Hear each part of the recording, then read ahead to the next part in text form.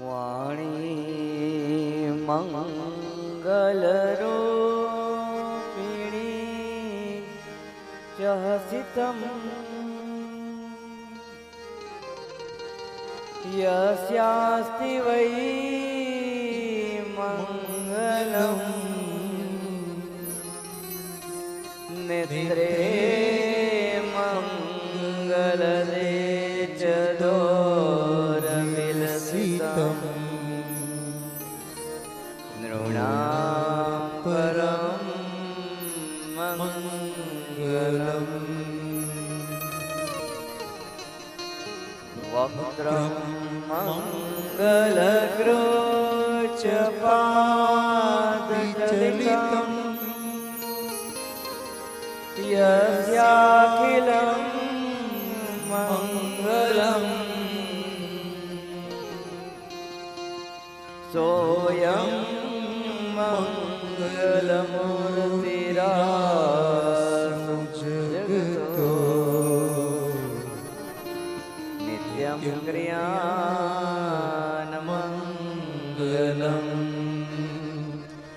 નિત્યં ક્રિયાનમંગલમ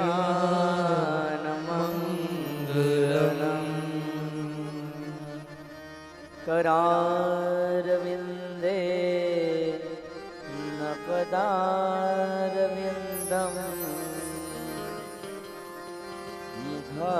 मुखारविन्दे विनिवेशयन्तं वटस्य पत्रस्य पुटेशयानं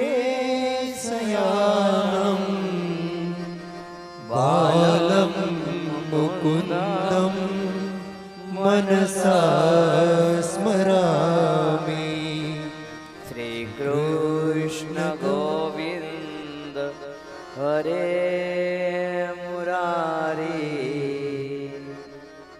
हे नाथ नारायण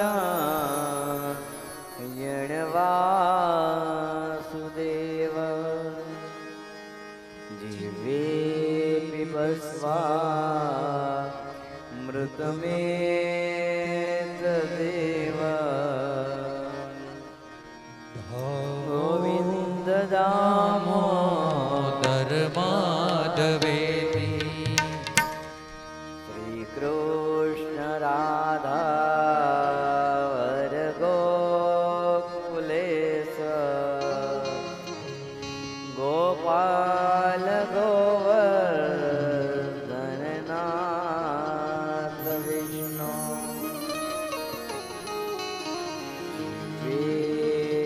बस्वा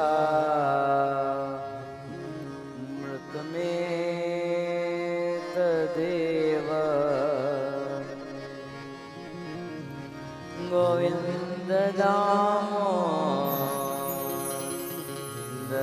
माधवेति गोविन्द दामोदर माधवेति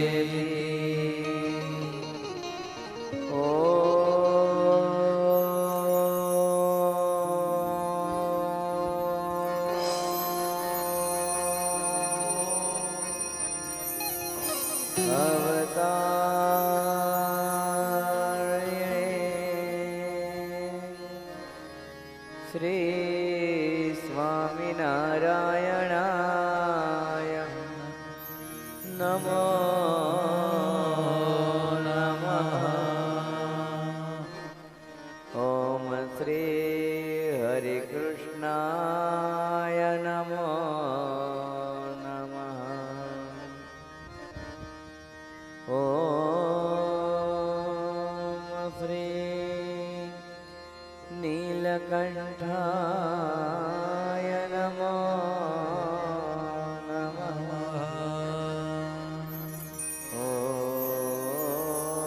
ॐ श्री पूर्णपुरुषोत्तमाय घनश्यामाय श्रीकृष्णाय नमो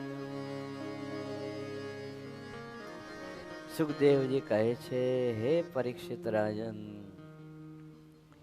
તમે મને પૂછ્યું હતું કે મરતી વખતે મનુષ્ય શું કરવું જોઈએ, તો મેં તમને ઉત્તર આપ્યો કે મરતી વખતે કે સંસારની અંદર પણ મનુષ્ય માત્ર પ્રભુ ભજન ભગવદ કથા વાર્તા સાંભળવી અને કરવી. સુતજી કહે છે, રાજા પરીક્ષિત ભગવાનના મોટા ભક્ત હતા.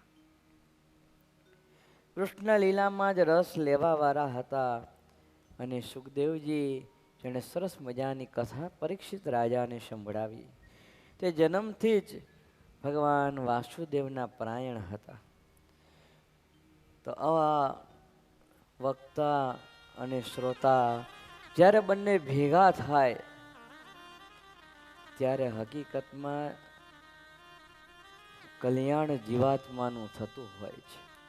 વક્તા પણ એવા શ્રેષ્ઠ અને ઉત્તમ જોઈએ અને શ્રોતા પણ એવા શ્રેષ્ઠ ને ઉત્તમ જોઈએ. સુતજી કહે છે કે હે સોનકાદિક ઋષિઓ, ઘણા દુઃખની વાત કહેવાય કે જે મનુષ્ય ભગવાનની કથા ક્યારે સાંભળતો નથી તેના કાન બાકોરા જેવા છે. જે ભગવત કથા ન સાંભળે ને એના કાનને બાકોરા કહેવામાં આવે છે, એ કાન કહેવામાં આવતા નથી. તુલસીદાસજી અદ્ભુત વર્ણન લખે છે.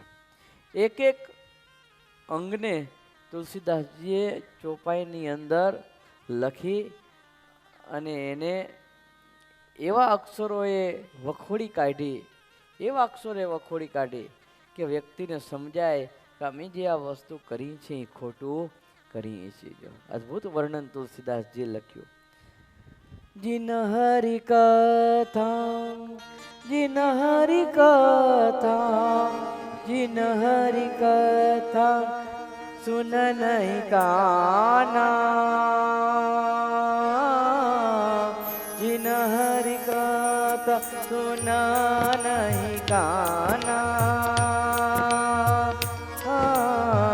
श्रवण रंध्र यही श्रवण समाना, हरि कथा सुना नहीं आना, श्रवण रंध्र पवन समाना. જેના કાન ભગવત કથા ન સાંભળે અને ગામની વાતો સાંભળે કે ડાયલોગો સાંભળે, ન સાંભળવા જેવા અપશબ્દોને સાંભળે, એ કાન કર્ણ કહેવાતા નથી. એ કાનને કાન નથી કહેતા, એ કાનને બાકોરા કહે છે. જેની જીભ ભગવાનનું સ્મરણ નથી કરતી, જેની જીભ પ્રસાદ ભગવાનનો ન જમે, જેને મુખે ભગવાનનું નામ ન લેવાય, તો એ જીભ કેવી? જો નહીં કારણી રામ ગુણ ગાના, જો નહીં કારણી राम गुण गाना, जीह सदा दुर जीह समाना, तो नहीं करनी राम गुण गाना, जीह सदा दुर जीह समाना. જો નહીં કરણી રામ ગુણ ગાના, જેની જે પરમાત્માના ગુણ ગાતી નથી, રામ કૃષ્ણ સ્વામિનારાયણ આવા ભગવત અવતારોના ગુણ ગાતી નથી, એની જીભ કેવી છે? જીહ સો દાદુર જીહ સમાના, દેડકા જેવી જીભ છે એની. કેવી જીભ છે? દેડકા જેવી જીભ છે. માથું, જેનું માથું ભગવાનના ચરણની અંદર નમતું નથી, જેનું માથું ચરણોના સંતોના ચરણની અંદર નમતું નથી અને બીજે નમે છે. લોકો માથું ક્યાં નમાવે? ક્યાં નમાવે? જ્યાં પોતાનો સ્વાર્થ સિદ્ધ થતો હોય ને ત્યાં લોકો માથું નમાવે. જ્યાં બે પૈસા મળતા હોય ત્યાં માથું નમાવે. પણ ભગવાનના ચરણમાં કે ભગવાનના સંતોના ચરણમાં માથું નમાવે ને. તુલસીદાસજીએ એને પણ વખોડી કાઢ્યા કે એનું માથું કેવું છે. તે સિર કટું તુમ્હારી સમતોલા,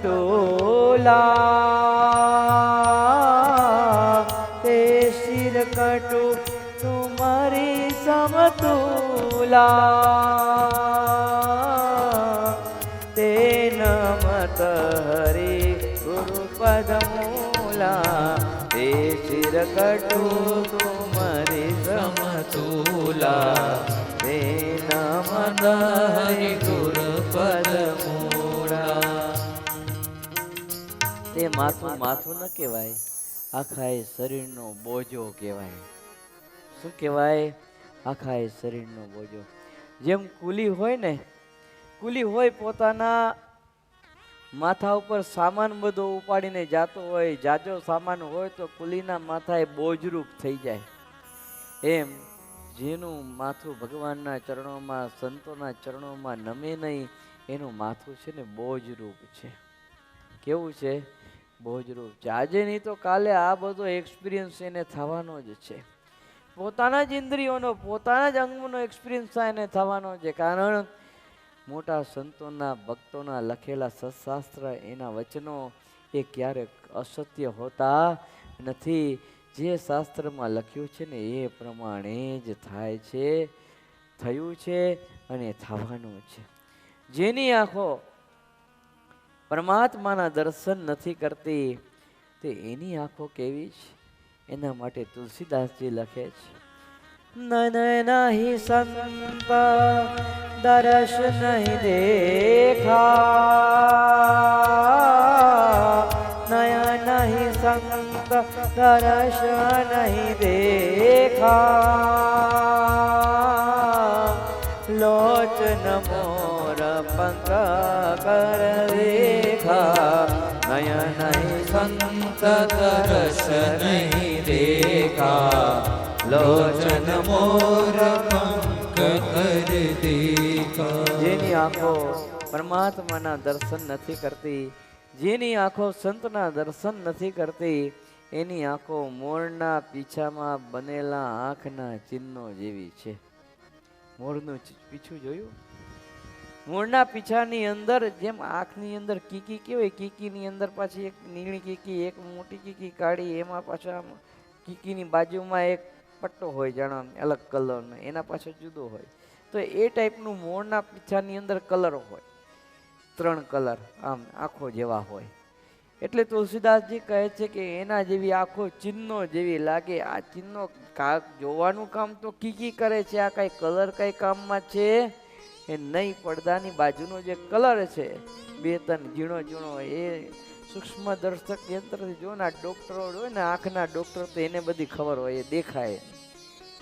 એમ આઈના જેવું એ આપણે બહુ કામ લાગે નહીં, એમ આંખો આપણને કામ લાગતી નથી. એટલે તુલસીદાસજી કહે છે કે આવા અંગો, પગ, જેના પગ પરમાત્માના દર્શન કરવા માટે મંદિરે જતા નથી, જેના પગ યાત્રા કરવા માટે જતા નથી, તે એના પગ કેવા છે? એના પગ ઝાડવા જેવા છે. કેવા છે? ઝાડવા જેવા છે. ઝાડ એકવાર જમીનની અંદર ખોડાઈ જાય તો પછી શું થાય? એ ટટ્ટાર જ ઊભા હોય, ઝાડ આમથી આમ જઈ શકે એની એ પગ ઝાડવા જેવા કહેવામાં આવે. એની ચરણની રજને કોઈ માથે ચડાવે ને, એવા પગની રજને કોઈ માથે ચડાવે ને તો જીવતો માણા હોય ને તોય મરી જાય. જેના પગ ભગવાનના મંદિરમાં ન જાય, સેવા કરવામાં ઉપયોગી ન થાય, યાત્રા કરવામાં ઉપયોગી ન થાય, એવા પગની ધૂળ કોઈ માથે ચડાવે તે માણસ જીવતો હોય ને તોય મરી જાય. આવો પ્રભાવ થાય. ભગવાનના ચરણમાં અંદર તુલસીજી ચડાવવામાં આવે છે. તુલસીજી પરમાત્માના ચરણોની દાસી છે, ભગવાનના ચરણમાં ચડાવવામાં આવે છે. એનું કારણ શું છે? તુલસીજીએ માગ્યું હતું, પ્રભુ આપના ચરણમાં મારો નિવાસ થાય. એને ભગવાનના ચરણ માગ્યા, આ લોકના સામાન્ય વ્યક્તિના કોઈના ચરણ માગ્યા નહીં, કારણ કે એ બધાના ચરણ તો ઝાડ જેવા હોય છે. છાતી કેવી છે એના માટે તુલસીદાસજી લખે છે, કુલિસ કઠોર નિઠુર સો છાતી, કુલિસ કઠોર નિઠુર સો છાતી, હરિ ચરિતને જો હર ખાતી બોલી કઠોર નિઠુર સોસાતી સુનિયોજિત તનયન શાતી. છાતી ભગવાનના દર્શન કરીને, સંતોના દર્શન કરીને આનંદ આનંદ થઈ જાય. ઘણીવાર આપણે બનતું હોય આ લોકની અંદર, જો કોઈ આપણો દીકરો હોય લોકમાં સારું કામ કરીને આવ્યો હોય, ભણનાર વિદ્યાર્થી હોય તો સારી ટકાવારી સાથે ગોલ્ડ મેડલ લઈને આવ્યો હોય કે સારી ટકાવારી એ પાસ થઈ જાય તો આપણે શું કહીએ, દીકરા તે તો બહુ સારું કામ કર્યું, મારું નામ રોશન કર્યું, મારી છાતી ગદગદ ફૂલે છે. શું કરીએ, મારી છાતી ગદગદ ફૂલે છે. એમ ભક્તજનો આપણી છાતી એવી હોવી જોઈએ કે આપણો જ દીકરો હોય, આપણી દીકરી હોય, આપણી પત્ની હોય, આપણા માતા પિતા હોય ને ભગવાનનું ભજન કરતા હોય, સત્સંગ કરતા હોય, ભગવાનની સેવા કરતા હોય ને એ જોઈને આપણી છાતી ગદગદ ફૂલવી જોઈએ. સારા એ સત્સંગને જોઈને છાતી ગદગદ ફૂલવી જોઈએ. આવા ભગવાન મળ્યા, એ સાધુ મળ્યા, એનું બળ હોવું જોઈએ ને છાતી ગદગદ ફૂલવી જોઈએ કે આવા ભગવાનની પ્રાપ્તિ મને થઈ છે. જો આ છાતી એના માટે પરમાત્માએ આપણને આપી છે. જેના હૃદયમાં ભગવાનની ભક્તિ નથી એના માટે તુલસીદાસજી કેવું અદ્ભુત કહે છે, જીન હરિ ભક્તિ હૃદય નહીં આની, જીન હરિ ભક્તિ હૃદય નહીં આની, જીવન સબ સમન તે પ્રાણી, જીન હરિ ભક્તિ હૃદય નહીં આની, જીવન સબ સમન તે પ્રાણી.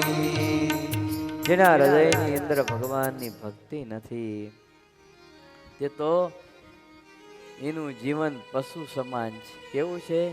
પશુ સમાન જિંદગી જીવી છે. પશુના હૃદયમાં ભગવાનની ભક્તિ હોય એ નહીં, પશુના હૃદયમાં હોય ભગવાન પ્રત્યેની ભક્તિ. એ તો સ્વામિનારાયણ ભગવાન વખતે એવા પશુ હતા, શ્રી કૃષ્ણ ભગવાન વખતે એવા ભગવાનમાં આસક્તિ વાળા હતા. હવે એવા કોઈ પશુ દેખાય છે કે જેના હૃદયમાં ભગવાનની ભક્તિ છે?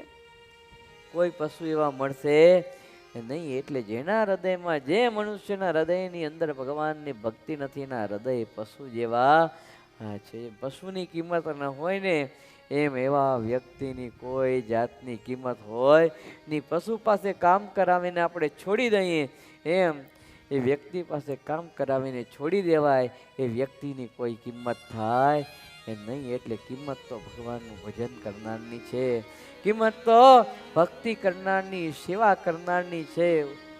બાકી કોઈની આ લોકના કિંમત નથી. માયાના માટે કાર્ય કરનારની કોઈ કિંમત થતી નથી.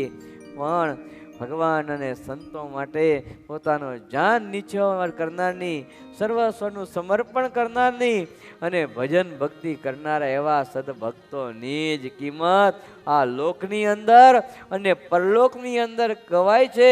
અને યુગો યુગો સુધી એવા ભક્તોને અનંત લોકો યાદ કરે છે ને એના ગુણોને ગાય છે, એના ગુણોને ગાય છે.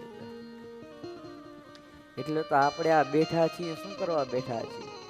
કથા કરીએ છીએ, ભગવાનના ભક્તોને યાદ કરીએ છીએ, એવા સંતોને યાદ કરીએ છીએ જેણે એવું ભજન કર્યું, જેણે સત્સંગ કર્યો, જેણે સેવા કરી, જેણે ભગવાનને ને સાધુને રાજી કર્યા, જેણે ભગવાન અને સંતોને માટે પોતાનો દેહના કુરબાન કરી દીધા. એવા ભક્તોના આખ્યાનોને આપણે અત્યારે ગાઈએ છીએ, સાંભળીએ છીએ. એટલે એવા ભક્તોની કિંમત યુગો યુગો સુધી થાય ને આવનારી બધી પેઢી યાદ કરે. બાકી અત્યારે તો ગમે એટલા મોટો કરોડો અબજોપતિ હશે ને એ જ્યારે ઉકલી જશે, એ મરી જશે ને એના બેદી પછી એને કોઈ યાદ નહીં કરે કે આટલો મોટો ધનિક હતો. એની કોઈ કિંમત ન હોય. રૂપિયાથી ભક્તો કોઈ કિંમત થતી નથી. કિંમત તો ભગવાનના ભજનથી થાય છે. આજ સુતજી કહે છે કે હે ઋષિ મુનિઓ, પરીક્ષિત મહારાજા સુખદેવજીને કહે છે તમારા વચનો મારા અજ્ઞાનનો નાશ કરે છે આપને ફરી હું પૂછું છું કે ભગવાન વિશ્વની સૃષ્ટિ કઈ રીતે કરે છે, તેનો વિનાશ કઈ રીતે કરે છે. આપનો જ્ઞાની છો, મારા સંશયને હરવા માટે સમર્થ છો. અને આવું જ્યારે વચન સાંભળ્યું ત્યારે સુખદેવજી મહારાજ કહે છે કે હે પરીક્ષિત, તમે મને પ્રશ્ન પૂછ્યો છે એ જ પ્રશ્ન નારદે બ્રહ્માજીને પૂછ્યો હતો ને બ્રહ્માને સ્વયં ભગવાન નારાયણને ઉપદેશ કર્યો હતો. બ્રહ્માજીએ કહ્યું કે બસ તારો પ્રશ્ન બહુ સારો છે. બીજો ગુણ વર્ણન કરવાની મને પ્રેરણા કરી, મારા સિવાય બીજો કોઈ ઈશ્વર નથી એમ માનીને તે મને આ પ્રશ્ન કર્યો છે. પણ જે ભગવાને પોતાના પ્રકાશે કરીને પ્રકાશિત કરેલ જગતને ઉત્પન્ન કરીને હું પ્રગટ કરું છું તે વાસુદેવને હું નમસ્કાર કરું છું. તે જ ભગવાન સમયે સમયે આ સૃષ્ટિનું સર્જન કરે છે અને સમય આવતા સૃષ્ટિનો નાશ પણ કરે છે. આ સૃષ્ટિની રચના, એનો નાશ અને એનું પાલન પોષણ પણ ભગવાન કરે છે. એ તો પરમાત્માનો એક આનંદ માત્ર છે.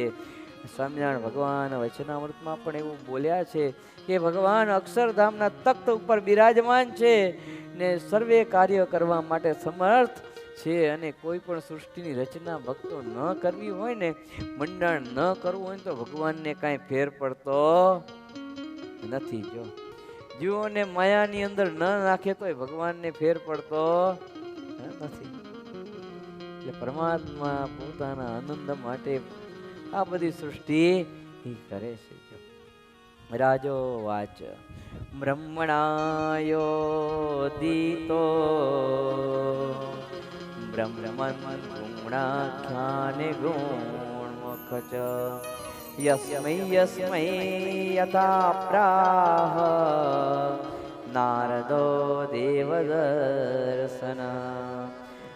પરીક્ષિત મહારાજા કહે છે સુખદેવજી નારદજીએ જેને જેને જે પ્રકારે બ્રહ્માએ કહેલું ભાગવતનું જ્ઞાન આપ્યું હોય તે આપ મને કહો.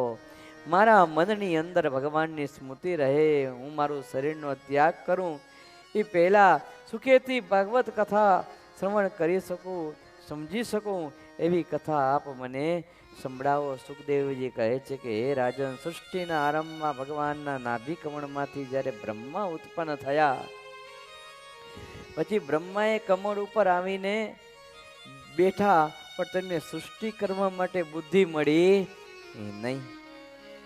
બ્રહ્મા વિચારવા લાગ્યા અને તે સમયે તપ તપ એવો શબ્દ એણે સાંભળ્યો. એવો શબ્દ ક્યાંકથી એને સાંભળ્યો એટલે તપ કરવાનો એને સંકલ્પ કર્યો ને 1000 વર્ષ સુધી બ્રહ્માજીએ તપ કર્યું. કેટલા? 1000 વર્ષ સુધી. અને તેથી ભગવાન પ્રસન્ન થયા અને બ્રહ્માજીને વૈકુંઠ ધામનું દર્શન ભગવાને કરાવ્યું. જ્યાં 3 ગુણ કે માયા કાળ આદિ કોઈ કાંઈ છે નહીં, માત્ર ભગવાન વૈકુંઠપતિ એવા પુરુષોત્તમ નારાયણ વૈકુંઠ ધામમાં પાર્ષદો એ સહિત બિરાજમાન છે. અને પછી ભગવાન બ્રહ્માના મસ્તક ઉપર હાથ ફેરવવા લાગ્યા અને બોલ્યા કે તમારા તપથી પ્રસન્ન થયો છું, મારા પાસે જે વર માગવું હોય એ આપ માગો. ત્યારે તપ આવો શબ્દ જ્યારે મેં કહ્યો ને ત્યારે તમે તપ કર્યું. જો ને ભગવાનને તપ બહુ વાલું છે. ભગવાનને તપ બહુ વાલું છે. એટલે તો હું કહું છું અધિક માસ ચાલુ છે, થોડું તપ કરો તો ભગવાન રાજી થાય. નિષ્કુળાનંદ સ્વામીએ લખ્યું છે તપ છે અતિશય વાલાને વાલુજી, બીજું સર્વે નઠારુજી. જો તપ બહુ વાલું છે. ભગવાન કહે છે હું તપ વડે જ આ વિશ્વની ઉત્પત્તિ સ્થિતિને સંહાર કરું છું અને તપને જ મારું બળ માનું છું. બ્રહ્મા કહે છે પ્રભુ તમારા સ્થૂળ અને સૂક્ષ્મ રૂપોને જાણી શકું એવી મને બુદ્ધિ આપો. તમારી આજ્ઞાથી આ સૃષ્ટિ કરું ને મને બંધન ન થાય એવી આપ કૃપા કરો. અને ત્યારે ભગવાન કહે છે તથાસ્તુ, તમે આ સૃષ્ટિ કરો. શૂન્કાદિક ઋષિઓ કહે છે કે હે સુતજી, તમે અમને કહ્યું હતું કે ભગવાનના પરમ ભક્ત વિદુરજીએ પોતાને ત્યજવા અક્રૂર એવા કુટુંબીજનોને ત્યજીને પૃથ્વીના વિભિન્ન તીર્થોની અંદર વિચરણ કર્યું. તે યાત્રામાં મૈત્રેય ઋષિ સાથે તેની અધ્યાત્મક વિષય વાતચીત ક્યાં થઈ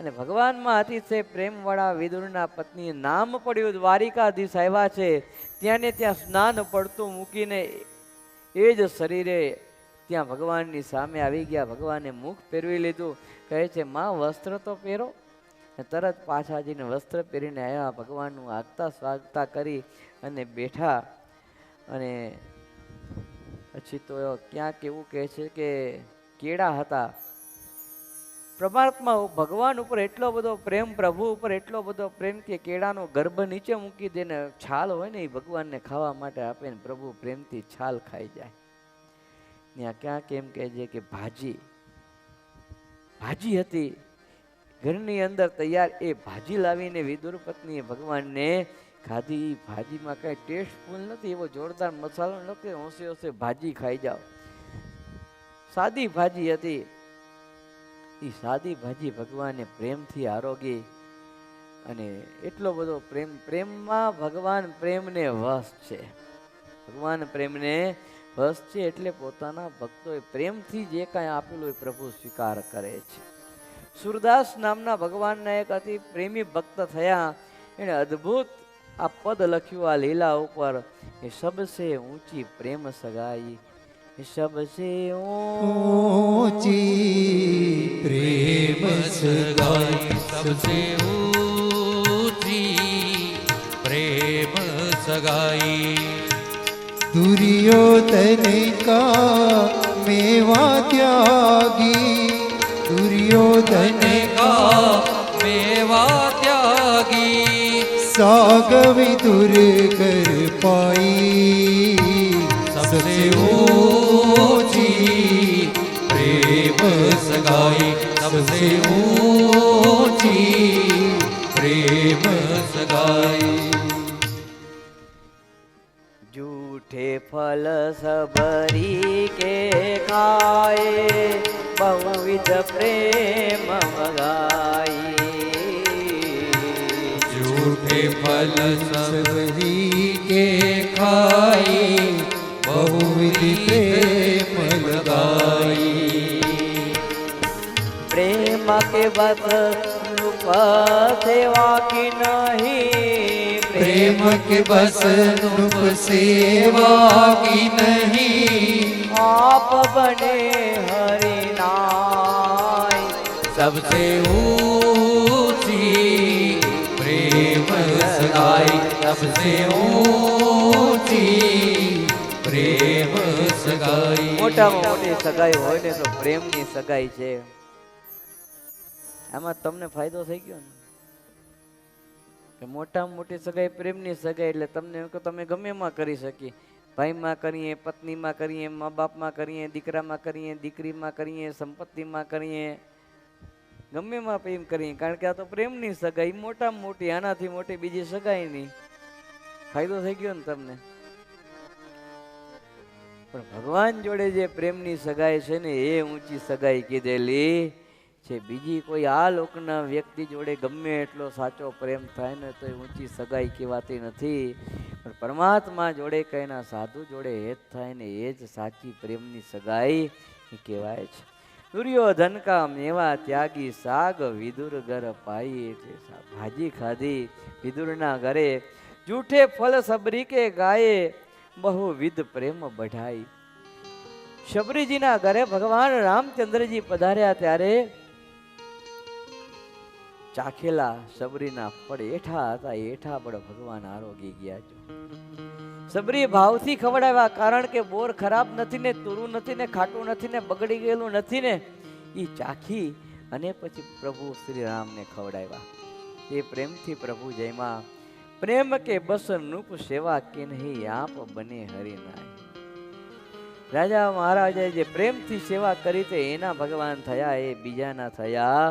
અને અદ્ભુત પદ સુરદાસજીનું છે. જો પરીક્ષિત રાજા કહે છે પ્રભુ મને એ કહો કે મૈત્રેયજી સાથે વિદુરજીનો મેળાપ ક્યાં અને ક્યારે થયો એ વાત મને કહો. સુખદેવજી કહે છે કે હે રાજન, ધૃતરાષ્ટ્રે પોતાના પુત્રો દુષ્ટ હતા. કેવા હતા? દુષ્ટ હતા. તેને પાડ્યા અને પાંડવોને લાક્ષાગ્રહની અંદર બાળ્યા. રાજ્યમાં ભાગ ન આપ્યો અને શ્રી કૃષ્ણ પ્રભુએ બોધના વચનો કયા છતાંય દુર્યોધન માન્યો નહીં. ત્યારે એકવાર ધૃતરાષ્ટ્ર સલાહ લેવા માટે વિદુરજીને બોલાવે છે. કારણ કે વિદુરજી ધૃતરાષ્ટ્રના મંત્રી હતા. કેવા હતા? મંત્રી હતા. અને સદબોધ આપ્યો, ધૃતરાષ્ટ્રને જે સદબોધ આપ્યો તે નીતિ શાસ્ત્રજ્ઞ વિદુરજી જે સદબોધ કહેવાનો ને એને આજ ભક્તજનો વિદુર નીતિ કહેવામાં આવે છે. જો આજ વિદુરજી સમજાવે છે, ધૃતરાષ્ટ્ર તું મારો ભાઈ છે પણ તારા દીકરાને સમજાવ. જે પાંડવો પ્રત્યે જે અત્યાચાર કરે છે ને તે યોગ્ય નથી.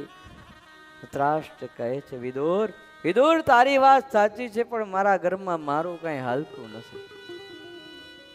મારા છોકરાઓ કઈ માનતા નથી.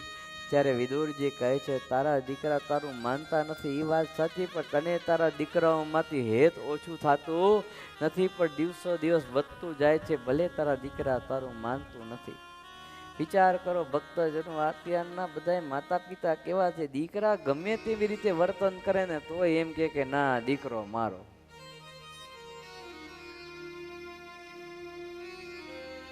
એક વખત એક એવી ઘટના ઘટી. એક ગ્રસ્ત હરિભગત રેગ્યુલર રીતે કથામાં આવી જાય અને 2-4 દિવસથી ખૂબ મોડા આવે. એટલે એકવાર એક સાધુએ પૂછ્યું કે તમે ભગવાનના સારા ભગત છો, રોજ રેગ્યુલર ટાઈમ પર કથામાં આવી જતા ને 4 દિવસથી રોજ મોડાવો, તો સ્વામી શું કરું? દીકરો રોજ હમણાં 4-5 દિવસથી મારા જોડે ઝઘડા કરે છે અને મને મારે પણ છે, એટલે માર ખાવો પડે ને માર ખાઈને રોજ કથામાં આવું છું એટલે મારે લેટ થઈ જાય છે. એટલે સાધુ કે મુઆ એવા દીકરા જે મા બાપને મારે. ત્યારે પેલા ગ્રસ્ત ભગત કે મુઆ તમે, મારા દીકરા હું રહેવા મુઆ, એ ગમે તેમ તો એ મારો દીકરો. એટલે સાધુ કે તમને મારે ગાળું દેતો હોય તો કે હા એ દીકરો મારો, મારે કૂટે તોય દીકરો મારો. બોલો તોય પ્રેમ છૂટે નહીં, એમાંથી હેત તૂટે નહીં ને. સાધુ ગમે એટલું એને હિતનો ઉપદેશ આપે, એને સારી શિખામણ આપે, આધ્યાત્મિક માર્ગમાં ચાલવાનું કહે ને પ્રભુ ભજન કરીને પોતાનો મોક્ષ થાય એવા ઉપાયો શીખવાડે ને ભગવાનની મૂર્તિમાં હેત કરાવે, જેથી અવિનાશી સુખની પ્રાપ્તિ થાય એવું સાધુ કહે. અને ક્યારેક સાધુ ખીજાય ને 2 શબ્દ વઢીને કહે તો એમ કે આ સાધુ તો હવાને હવા અમને ખીજાય છે, બોલે છે અમને. આ સાધુ બહુ ગરમ છે. સાધુનો અવગુણ લે પણ એ દીકરાનો અવગુણ લે એ નહીં. જો સાધુનો અવગુણ આવે, સાધુને એમ કે આને સાધુ કહેવાય જ નહીં. આને દીકરો ન કહેવાય. ક્યારે એમ થયું કે આ દીકરો ન કહેવાય, આ દીકરાને લાયક નથી, પાડી પોસીને મેં એને મોટો કર્યો, બધો એની પાસે ખર્ચો કરીને આજ ઉઠીને અમારો હામો થાય છે, અમને મારે છે. સાધુ તો હાથે નથી ઉપાડતા. અને ક્યારેક તમારાથી ભૂલ થઈ હોય તો 2 શબ્દ તમને કહે, નહીં તો સાધુ ગાંડા છે કાંઈ તમને કહે, સાધુ ગાંડા છે કાંઈ તમને કહે, મૂર્ખા છે. અને સાધુ તો ક્યારે તમને કહેતા હશે, ક્યારેક કોઈક વ્યવહાર હાથમાં હશે, એ કોઈક સેવા મોટી હાથમાં હશે, કોઈ જવાબદારી હાથમાં હશે તો ટોકતા હશે કે ભાઈ આની ને આ કરો. અને કાં તો કાંઈ એવી જવાબદારી નહીં હોય, કોઈ વ્યવહાર નહીં હોય, કોઈ સેવા નહીં હોય, તમે એ સાધુના શિષ્ય હશો, હેત હશે એ સાધુને તમારા જોડે, તમને એની જોડે હશે, અને તમે ભજન નહીં કરતા હો, સત્સંગ નહીં કરતા હો, નિયમ નહીં પાડતા હો, આજ્ઞામાં નહીં હાલતા હો, તો સાધુ 2 શબ્દ તમને કડક થઈને કહેતા હશે તો એ તમારા હિત માટે હશે, એ તમારા સારા માટે હશે. પણ આ તો ઉપરથી સાધુનો અવગુણ લે કે આ સાધુ હવા છે, આ સાધુ ગરમ છે, આ સાધુ લાયક નથી, આ સાધુ અમને જોઈએ નહીં. તો તમારા વખાણ કરવાવાળા જો સાધુ મળે, અરે ભગત તમે તો બહુ સારા છો, બહુ સારી સેવા કરો છો, અરે તમને હારે પહેરાવીએ, તમને સારું ખવડાવીએ, આવા જો સાધુ તમને મળે તો ભગવાનનો માર્ગ દેખાડવાવાળા સાધુ કોઈ મળે નહીં ને. વખાણ કરવાવાળા સારા કહેવાવાળા તમને મળે તેમાં શું તમારું કલ્યાણ થવાનું છે? કલ્યાણ થવાનું છે એમાં? આપણને ટોકે અને સારા રસ્તા ઉપર ચડાવે ને એ જ સાચો સાધુ કહેવામાં આવે, જેને ભક્તોની ચિંતા છે ભાઈ. બાકી ટોકે કોણ ટોકે?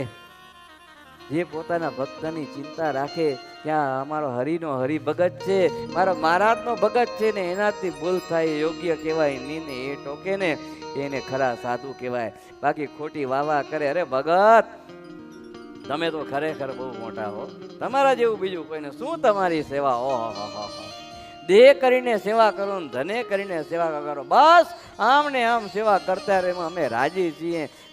સભામાં હાર પહેરાવી દઈએ, ભજન કરવાનું તો શીખવાડે જ નહીં, ક્યારે નક્કી હતું એને સાધુ કહેવાય? સાધુને તો ભગવાન ભજવા ને ભજાવા એ બે કામ કરવાના. એ અમારા ગુરુવર્ય સદગુરુ ધ્યાની સ્વામીજી કહેતા, એ ભજાવા માટે ભક્તો કેવું પડે, નહીતર ન કેવું પડે. આ વસ્તુ છે. એટલે સાધુ આવા હોવા જોઈએ કે જે ટોકતા રહીએ ને આપને ટોકનારા મળે ને. ગુણાતીતાનંદ સ્વામીએ પોતાની વાતોમાં લખ્યું છે કે જીવ પર માથે જ્યારે રાસ્તા હોય ને તો જીવ નિયમમાં રહે. રાસ્તા એટલે કેનારા, કેનારા હોય ને તો જો જીવ નિયમમાં રહે, જો કેનારા ન હોય ને તો એ ઠીક લાગે સ્વતંત્રપણે મરતે, પછી એ કાંઈ નિયમમાં રહે એ નહીં.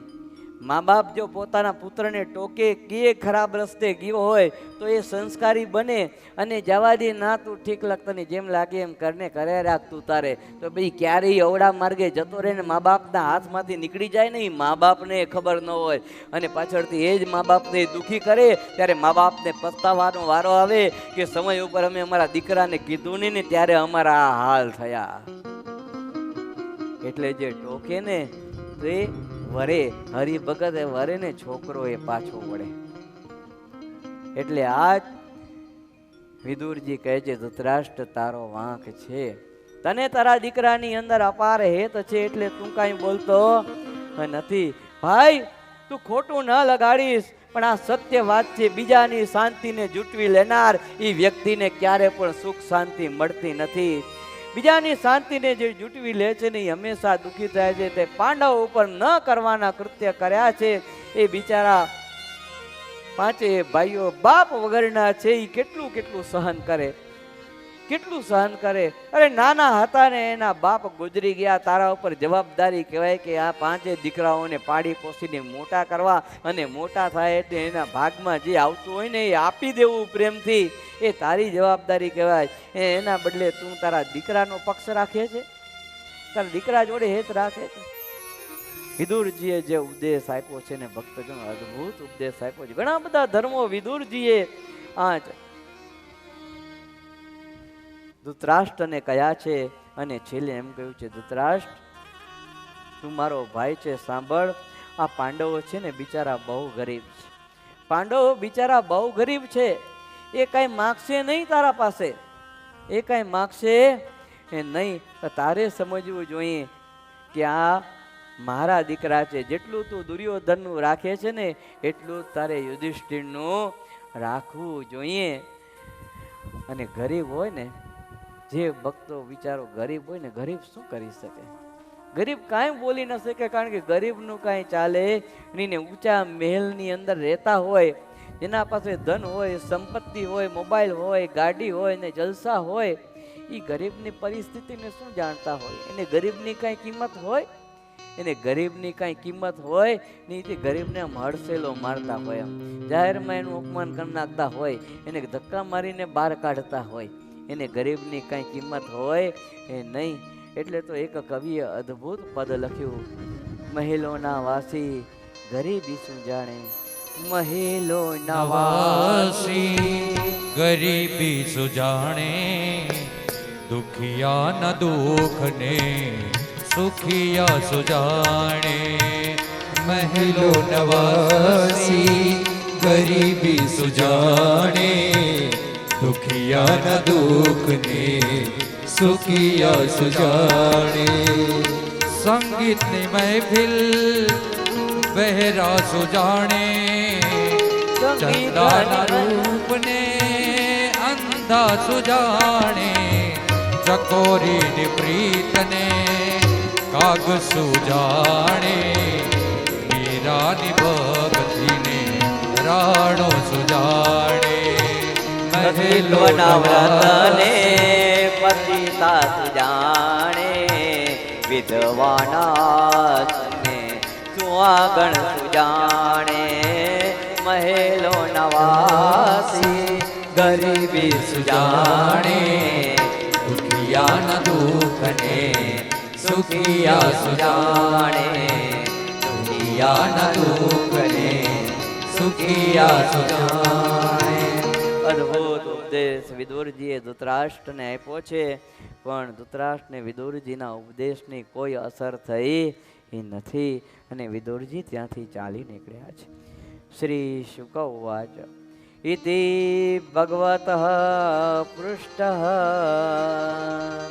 સત્રતાં વાર્તા પ્રિયાશ્રયામ પ્રતિભક્तं નયાત્સેહ ઓત્કંઠ્યા સમારિતે સ્વરઃ. સુખદેવજી કહે છે, હે પરીક્ષિત રાજન, વિદુરજી ઉદ્ધવને ભગવાન શ્રી કૃષ્ણ સંબંધી વાત પૂછી ત્યારે પોતાના સ્વામીનું સ્મરણ થવાથી એનું હૃદય ભરાઈ આવ્યું છે. ઉત્તર આપી ન શક્યા, આંખો બંધ થઈને જાગ્યા. ત્યારે ઉદ્ધવજી કહે છે, વિદુર, ભગવાન શ્રી કૃષ્ણ રૂપી સૂર્ય અસ્ત થવાથી અમારા બધાના ઘર કાળ રૂપી અજગર જાણે ગરી ગયો હોય ને એવી પરિસ્થિતિ ભગવાન વિના અમારી થઈ છે. અમે બધા લક્ષ્મીહીન થઈ ગયા છીએ. ભગવાન જ્યારે ભક્તો પૃથ્વી ઉપર અદ્રશ્ય થાય તો લક્ષ્મીજી પણ એના જોડે જાય, કારણ લક્ષ્મીજી પતિવ્રતા દેવી છે. એટલે આજ કહે છે અમે લક્ષ્મીહીન થયા છીએ. હવે હું તેમના સા પૂછણ સેમ કઈ સંભળાવું, હું શું કહું? ઓહ, આ મનુષ્ય ઘણો જ અભાગ્યો છે, એમાં પણ યાદવો તો અત્યંત અભાગ્યા કહેવાના. દુર્ભગો બત લોકોયમ યાદવો નિતરામ અપી યે સંવંત સંતો ન વિદુહુ હરિમ વિના એવો દુઃખમ. આ શ્લોક શ્રીમદ ભાગવતનો અદ્ભુત શ્લોક છે. દુર્ભગો બત લોકોયમ, દુર્ભાગ્યશાળી યાદવોને કીધા, જે યાદવો ભગવાન જોડે રહેનારા હતા, હર ક્ષણ ભગવાન જોડે રહેનારા, ભગવાન જોડે વિચરણ કરનારા, ભગવાનનું સુખ પામનારા, સભામાં ભગવાન જોડે બેસનારા, એવા યાદવોને પણ દુર્ભાગ્યશાળી કીધા છે. દુર્ભગો બત લોકો યાદવો નિતરામ અપી. કારણ આટલું બધું ભગવાન જોડે ને રહેવા મળ્યું તોય ભગવાનને ઓળખી શક્યા નહીં કે આ સાક્ષાત ભગવાન છે. એમ સાચા સાધુ જોડે ભક્તજનો રહેવા મળે, એની જોડે સેવા કરવા મળે, એના પાસેથી કથા વાર્તા સાંભળવા મળે ને સાચા સાધુને ઓળખી ન શકીએ તો એ આપણો ફોલ્ટ કહેવાય, એ સાધુનો ફોલ્ટ કહેવાય એ નહીં. એમ ભગવાનને સાધુ ઓળખવાને બહુ દુર્લભ હોય. ગુણાતીતાનંદ સ્વામીએ પોતાની વાતમાં લખ્યું કે ભગવાનને સાધુ ઓળખવા દુર્લભ છે, એનો મહિમા સમજાતો નથી. આ સારંગપુરના ત્રીજા વચનામૃતમાં સ્વામિનારાયણ ભગવાન એવું બોલ્યા કે મહાત્માને શ્રદ્ધા વિનાના સર્વે યાદવ શ્રી કૃષ્ણ ભગવાન ભેડા જ રહેતા. જેમ રાજાની સેવા ચાકરી કરે ને તેમ એની સેવા ચાકરી પરમાત્માની કરતા, તો પણ તેનું કોઈ આજે નામ જાણતું નથી અને તે ભક્ત પણ કહેવાના નહીં. ને ઉદ્ધવજીએ શ્રી કૃષ્ણ ભગવાનની શ્રદ્ધા મહાત્માએ સહિત સેવા ચાકરી કરી તો પરમ ભાગવત સંત કહેવાના અને શાસ્ત્રમાં તથા લોકમાં એની ઘણી બધી પ્રસિદ્ધિ છે. આવા શબ્દો સ્વામિનારાયણ ભગવાનના છે. ઉદ્ધવજી ભગવાન જોડે રહ્યા, ભગવાનની સેવા કરી, પણ ભગવાનનો મહિમા રાખ્યો. જો ભગવાનની કોઈ પણ ક્રિયાનો એને ઉદ્ધવજીને અવગુણ આવ્યો નહીં. અને ઉપરથી ગોપીઓ પાસે મોકલ્યા ને એમ કીધું ભગવાને કે તું ગોપીઓને જ્ઞાન આપવા જા. આ ગોપી અજ્ઞાની છે, હરપળ મને યાદ કરે છે, મારા વિયોગમાં દુઃખી થાય છે, તું એને જ્ઞાન આપવા જાય, એવું કહીને ઉદ્ધવજીને મોકલ્યા. અને ઉદ્ધવજી જ્યારે ગોપીઓને જ્ઞાન આપવા ગયા ને જ્ઞાન પ્રાપ્ત કરીને આવ્યા તે ઉદ્ધવે એમ કીધું કે ભગવાને તો બહુ મારા ઉપર દયા કરી અને મને જ્ઞાન દેવા નહીં, જ્ઞાન લેવા માટે મોકલ્યો તો આ ગોપીઓ પાસે. આ ઉદ્ધવજીના શબ્દ હતા. ભગવાનના ભક્તનો મહિમા સમજે, ભગવાનના સંતનો મહિમા સમજે ને એના શાસ્ત્રોની અંદર નામ લખાય ને એને અધ્યાપી પર્યંત લોકો યાદ કરે ને એના ગુણ ગાય, એ ભક્ત સાચા કહેવાય. જો એટલે ભગવાન સ્વામિનારાયણ વચનામૃતમાં ઉદ્ધવજી માટે બોલ્યા કે એના લોકમાં શાસ્ત્રમાં એની પ્રસિદ્ધિ છે. આમ ભગવાન સાથે રહેનારા પ્રભુને યાદવપતિ માંગતા હતા તો પણ ભગવાનને ઓળખી શક્યા હે નહીં? સુખદેવજી કહે છે, હે પરીક્ષિત રાજન, વળી કંસને મારી મા બાપને વંદન કર્યા. કંસથી ડરતા એવા 11 વર્ષની ઉંમરે ભગવાન ત્યારે પહોંચ્યા હતા મા બાપની સેવા કરવા માટે. આવી રીતે ભગવાન એના માતા પિતા જોડે રહ્યા, અર્જુનજી જોડે રહ્યા. ઉગ્રસેન મહારાજની પણ પ્રભુએ બહુ સેવા કરી. અને રાજસૂર્ય યજ્ઞની અંદર જ્યારે શિશુપાળે દ્વેષ કર્યો ભગવાન જોડે, ત્યારે પ્રભુએ એને માર્યો. એમ ભગવાનની ઘણી ઘણી લીલાઓ. અને યુધિષ્ઠિર પાસે 3 વેશ્વમેઘ યજ્ઞો મોટા મોટા કરાવ્યા. દ્વારિકાની અંદર નિસંગ રહ્યા. અને પછી અંતમાં પ્રભુએ પોતે પ્રભાસના કિનારે દેહનો ત્યાગ કર્યો. ઉદ્ધવજી કહે છે કે બ્રાહ્મણોની આજ્ઞા મેળવીને યાદવોએ ભોજન કર્યું. બ્રાહ્મણોની આજ્ઞા મેળવીને યાદવોએ ભોજન કર્યું અને વારોણી કહેતા દારૂ પીધી. યાદવોએ બધાએ દારૂ પીધેલો. ને તેથી જ્ઞાન નષ્ટ થયું અને અપશબ્દો એકબીજા સામે બોલ્યા, હૃદયને આઘાત પહોંચાડ્યો. હવે એકબીજા સામે ખરાબ તમે અપશબ્દ બોલે હૃદયને આઘાત લાગે કે નહીં? મીઠી વાણી છે ને એ સાકર જેવી છે, અને ખરાબ વાણી છે ને એ ઝેર જેવી છે. કેવી છે? ઝેર જેવી છે. મીઠા વચનથી બધાને સુખ થાય, પણ ઝેર જેવા વચનોથી કોઈને સુખ થાય નથી. એટલે બોલવું તો સારું બોલવું, ખરાબ ક્યારે બોલવું નહીં. જો આજ ભગવાન શ્રી કૃષ્ણ જ્યારે અદ્ભુત લીલાઓ કર્યા પૃથ્વી ઉપર આવીને, ત્યારે ઉદ્ધવજી કહે છે કે આવી રીતે પરમાત્માએ આવી લીલાઓ કરીને ભગવાનને કહે છે કે તમે હવે પીપળાના મૂળની અંદર આ રીતે બિરાજમાન થયા છો. ભગવાન કહે છે કે ઉદ્ધવ તમે બદ્રિકાશ્રમ જાઓ, તમે બદ્રિકાશ્રમ જાઓ. આમ કહ્યું એટલે ઉદ્ધવ ભગવાનના આશયને જાણી ગયા. ડાબા સાથળ ઉપર ભગવાને પોતાનો જમણો ચરણ મૂક્યો છે અને પીપળાના વૃક્ષને ટેકો દઈને ભગવાન બેઠા છે. અને તે વખતે મૈત્રેય ઋષિ આવ્યા અને તેની સામે ભગવાને શ્રી કૃષ્ણે મને કહ્યું કે ઉદ્ધવ, મારે જે કોઈ ચરિત્રો છે, જે કાંઈ મારી શક્તિઓ છે, તે બધા આ ભાગવત ગ્રંથની અંદર હું મૂકીને જાઉં છું. એ મૈત્રેયની હાજરીમાં મને કહ્યું હતું એ મને બરાબર યાદ છે. મારી આંખમાં આંસુ હતા, કારણ પરમાત્માનો વિરહ મને સહન કરવાનો હતો. ભગવાન કહ્યું છે કે હે ઈશ, તમારી સેવા કરનારે ધર્મ, અર્થ, કામ અને મોક્ષ ચારે પુરુષાર્થની પ્રાપ્તિ થાય છે, પણ હું એ ઈચ્છતો નથી. બ્રહ્માને જે જ્ઞાન આપ્યું તે મને આપવો, જેથી સંસારનો દુઃખ નાશ પામે. અને મારો અભિપ્રાય જાણીને ભગવાન શ્રી કૃષ્ણે મને જ્ઞાન આપ્યું. અને પછી પરમાત્માને નમસ્કાર કરીને હું અહીંયા આવ્યો છું. બદ્રિકાશ્રમ હવે જઈ સુખદેવજી કહે છે, એ રાજન, ઉદ્ધવ પાસેથી યાદવોના નાશની વાત સાંભળી વિદુરજીને અતિશય ખેદ થયો છે. જો અને ત્યારબાદ જ્ઞાને કરીને થયેલું દુઃખ હતું એ વિદુરજીએ દૂર કર્યું. વિદુર કહે છે, ઉદ્ધવ, ભગવાન શ્રી કૃષ્ણે આપેલું જ્ઞાન તે મને આપો. તે જ્ઞાન સાંભળવાથી મૈત્રેય પણ સુખને પામ્યા હતા, એટલે મને એ જ્ઞાન આપો. પરીક્ષિત મહારાજા કહે છે, હે સુખદેવજી, બ્રાહ્મણોના શાપથી યાદવો જ્યારે મૃત્યુને પામ્યા તો ઉદ્ધવજી કેમ બાકી રહી ગયા? હવે બ્રાહ્મણોના શ્રાપ કઈ રીતે થયો તો એ પાછી વિસ્તાર કથા આપણે 10મ સ્કંદની અંદર લેશું, આ જ ભાગવત કથામાં. પણ અત્યારે આ અધ્યાય પ્રમાણે પરીક્ષિત રાજાના પૂછવાના પ્રશ્ન કે બ્રાહ્મણોના શ્રાપથી યાદવો જ્યારે મૃત્યુ પામ્યા ત્યારે ઉદ્ધવજી કેમ બાકી રહી ગયા? ઉદ્ધવજી તો પોતે યાદવ હતા, એને કેમ શ્રાપ આડ્યો નહીં? અને પ્રભુએ પણ દેહ ત્યાગ કર્યો. સુખદેવજી કહે છે, રાજન, સધામ પધારવાનો વિચાર તો ભગવાને કર્યો હતો, અને સધામ ગયા પછી મારા જ્ઞાનનો યોગ જ્ઞાનીઓમાં શ્રેષ્ઠ એક ઉદ્ધવ છે. ને ઉદ્ધવ મારાથી જરાય ન્યૂન નથી, આત્મતત્વને જાણનારા છે, એ વિચલિત નહીં થાય એવું ભગવાને કહેતા હતા. ને જ્ઞાન બધું જ એ મને આપી ગયા. એ રીતે હે વિદુર, ભગવાન પાસેથી જ્ઞાન લઈને હું આવ્યો છું. ને આ રીતે ઉદ્ધવજી પૃથ્વી ઉપર વિચરણ કર્યું. સમય જતા બદ્રિક આશ્રમની અંદર પધાર્યા અને બદ્રિક આશ્રમની અંદર ઉદ્ધવજી તૈયાર રહ્યા. ભગવાન નરનારાયણ દેવની સેવામાં રોજે ભગવાનના વચનામૃતનું પાન કરતા.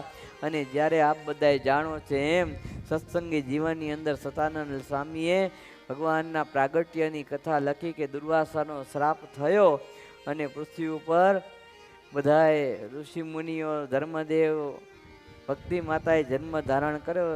નરનારાયણ દેવ પણ ભગવાન હરિરૂપ જન્મ ધારણ કર્યો. તે ઉદ્ધવજી પણ પૃથ્વી ઉપર આવ્યા અને રામાનંદ સ્વામી રૂપે ઉદ્ધવજીએ જન્મ ધારણ કરેલો. જો તામ સ્વામિનારાયણ સંપ્રદાયનો જો મૂળભૂત પાયો હોય ને તો એ ઉદ્ધવજી એટલે તો ભગવાને ઉદ્ધવ સંપ્રદાયમાંથી જે કાંઈ નિયમો હતા, જે કાંઈ ઉત્સવો હતા, એ બધા નિયમો ઉત્સવો એ સ્વામિનારાયણ સંપ્રદાયની અંદર લીધેલા. એટલે વૈષ્ણવ સંપ્રદાય અને સ્વામિનારાયણ સંપ્રદાયના બધા લગભગ નિયમો ઉત્સવો સમયાઓ બધું જ એક સરખું રીતિ પ્રણાલિકા બધું એક સરખું જોવા મળશે. જો શ્રી મૈત્રેય ઉવાચ સાધુ પૃષ્ઠમ ત્વયા સાધો લોકાન સાધુનુગૃહ્યતા કીર્તિમ વિતન્વા લોકે આત્મનો દ્યોક્ષ્યાત્મનઃ. મૈત્રેય ઋષિ કહે છે, વિદુરજી તમારું ચિત્ત સદાય ભગવાનની અંદર લીન રહે છે, છતાં લોકો પર કૃપા કરીને આપ ઉત્તમ કહો છો એમાં આશ્ચર્યની કોઈ વાત છે એ નહીં. તમે મનુષ્યને કર્મ પ્રમાણે એને રસ્તો બતાવનારા છો માટે તમે ઉત્તમ છો. મૈત્રેય ઋષિ કહે છે, વિદુરજી આ કર્મોની ગતિ બહુ ગહન છે. ભગવાનનું શરણું એ જ સુખકારી છે.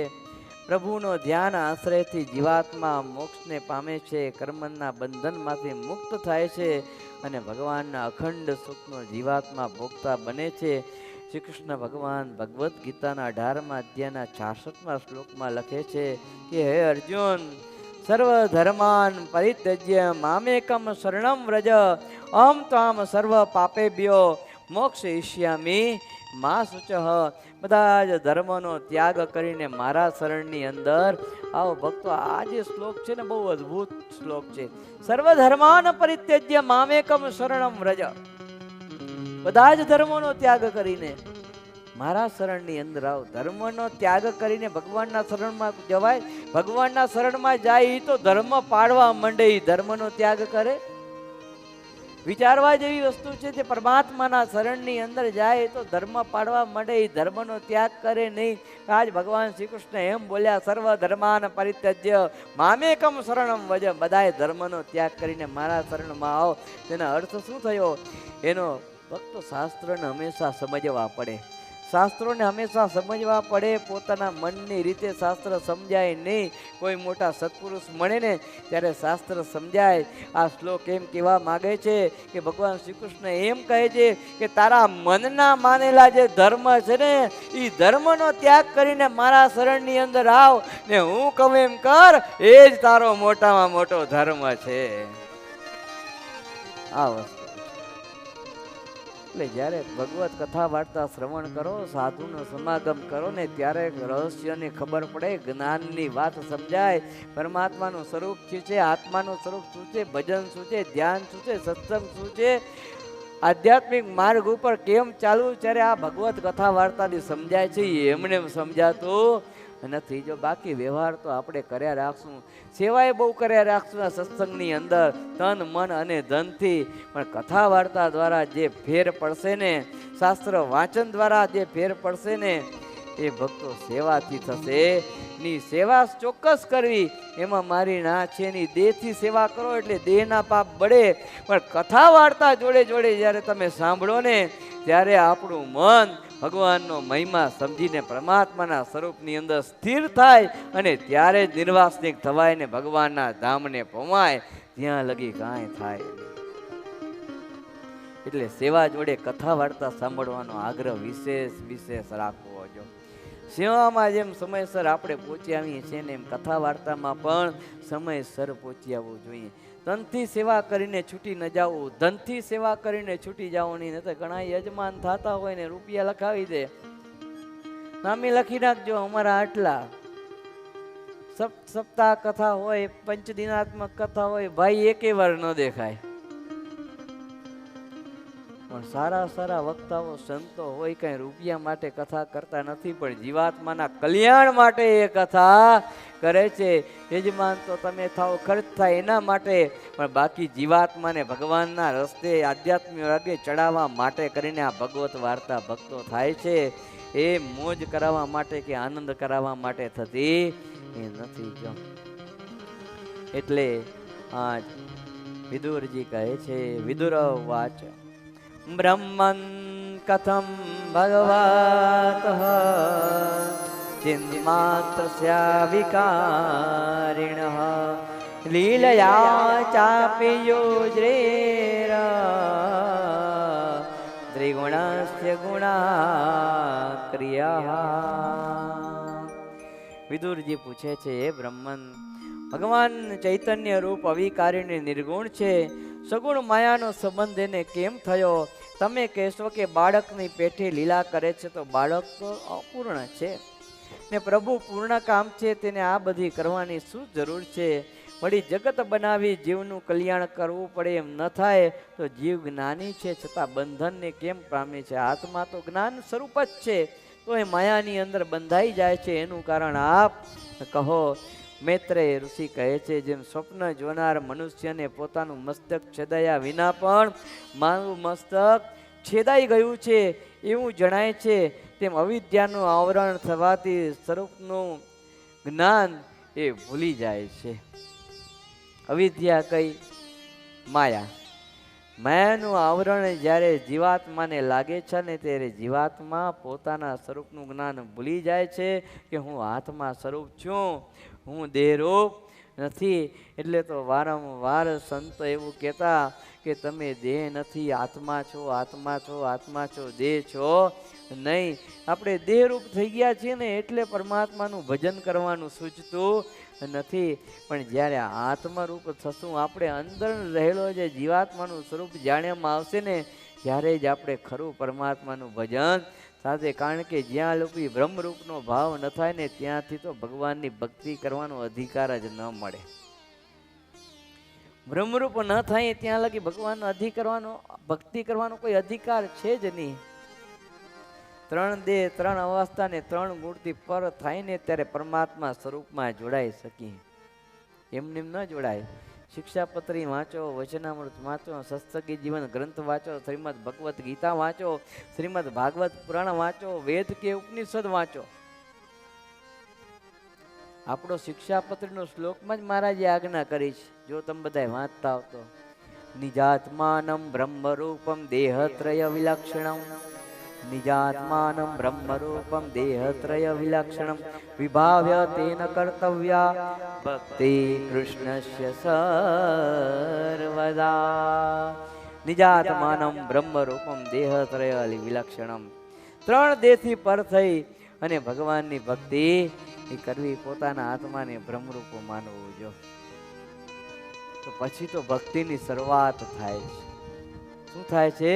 ભગવાનની ભક્તિની શરૂઆત તો પછી થાય છે, ત્યાં લગી થતી નથી. આ તો પૂજા કરવા માટે બેઠા હોઈએ ને, માળા ફેરવતા હોય ને ત્યારે કંઈક બીજા વિચાર કરતા હોઈએ પાછા, અને ત્યારે વળી પાછો દીકરો નાનકડો ટેણીઓ પાછો આમ 4 પગે ચાલીને આવતો હોય ને તો પૂજા કરતા કરતા એને તેડી લઈને, અરે આવો ટેણિયા આવો, હાલ તને ચાંદલો કરી દઉં. અરે આ ટીણિયાને ચાંદલો પછી કરજે, પેલા તું તારો ચાંદલો કરને તોય સારું થશે.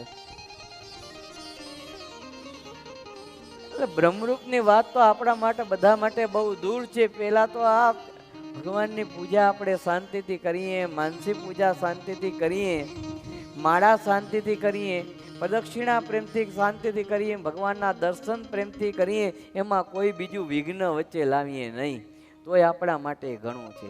એકવાર છે ને એક સાસુ ને વહુ, સાસુએ પોતાના એટલે મા બાપે લગ્ન કરાવે ને પોતાના દીકરાના, એટલે લગ્ન ધામધૂમથી કરાવ્યા. વહુ પરણીને ઘરે આવી, વહુ પરણીને ઘરે આવી એટલે એ જ રાત્રે એના સાસુ વહુને કે, વહુ બેટા, કે હા સાસુમાં, જો મારે રોજ નિયમ છે, આવતીકાલથી સવારે તમે આ ઘરની અંદર આવ્યા પહેલી વાર એટલે તમને ખબર ન હોય, આ ઘરમાં નિયમ છે કે રોજ સવારે વહેલા ઉઠી જવું, નાવું ધોવું, ભગવાનના મંદિરમાં દર્શન કરવા માટે જવા, ને દર્શન કરીને પાછા આવવા, પછી બીજા ઘરનું કામ કરવું. અરે સાસુમાં તમે જેમ કહો એમ કરીશ. બહુને એમ થયું કે ઓહો, મારું સાસુ તો કેટલા ભગવદી છે, કેટલા ભગવદી છે કે રોજ આ ઘરની અંદર એવો નિયમ છે કે નાહી ધોઈ બધા ભગવાનના દર્શન કરવા માટે એ જાય. બહુ તો રાજી થઈ ગઈ. બીજા દિવસે સવારે નાહી ધોઈ વહેલી ઉઠીને તૈયાર થઈ ગઈ અને જેવા સાસુમાં આવ્યા, વહુ બેટા ready, I am very ready, ચાલો સાસુમાં. અને સાસુ જોડે મંદિરે આવી અને જેવી મંદિરે આવી એટલે સાસુની બધા પાછા ઓળખાણ વાળા બહેનો હોય ને, બધા સાસુ એને કે અરે આવો આવો આવો બધા આવો. એ શું તારે જો, ધીસ ઇઝ માય વહુ, આ મારા દીકરાની ઘરવાળી, જો કેટલી રૂપવાન છે, રૂપનો અંબાર છે. અરે MSc થયેલી છે, અરે રસોઈમાં તો બહુ નિષ્ણાંત છે. અને ત્યાં બીજી આવે, અરે ચંદના માસી શું કયો છો, અરે તને ખબર નથી શું, અરે મારો દીકરાની વહુ જો કેટલી રૂપવાન છે, અરે કેવી ભણેલી ગણેલી છે, MSc થયેલી છે, અરે શાક ભાત રસોઈની તો વાત જ ન કર, શું એનો હાથ છે.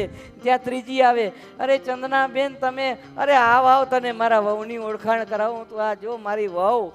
અને આમને આમ વહુને ઇન્ટ્રોડક્શન કરાવવામાં રહી અને ત્યાં તો દર્શન મન થઈ ગયા. અને બે જણા પાછા આવ્યા. વળી બીજો દિવસ થયો, રાત પડી, હવાર પડી એટલે સાસુમાં કે, વહુ બેટા રેડી, તો કે આઈ એમ નોટ રેડી. ક્યાં, તો કે હું તમારા ભેગી નહીં આવું. કેમ, અરે કાલની આવીને આજ મારી સામે થાય છે, મને ના પાડે છે મંદિરે આવવાની. તો કે હા કેમ, તો તમે મંદિર જઈને ભગવાનના દર્શન કરો છો.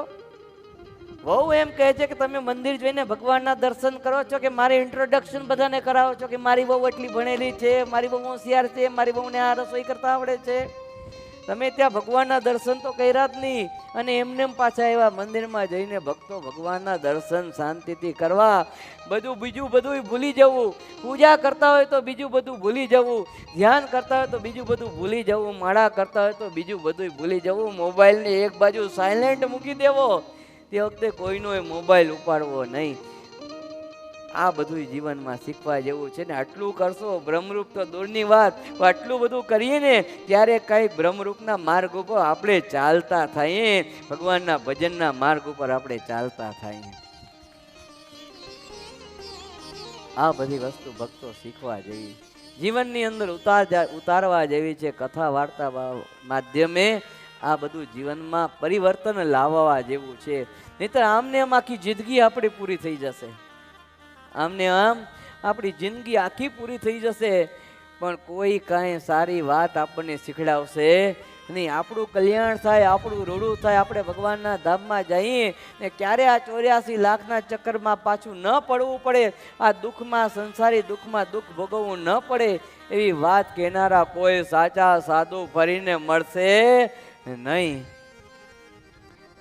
એટલે આ સમય, ગુણાતીતાન સ્વામી કહેતા કે આ સમય, આ સાધુ અને આ ભગવાન તે મળવા દુર્લભ છે, પણ મહિમા સમજાતો નથી. આવું ગુણાતીતાન સ્વામી કહેતા છે.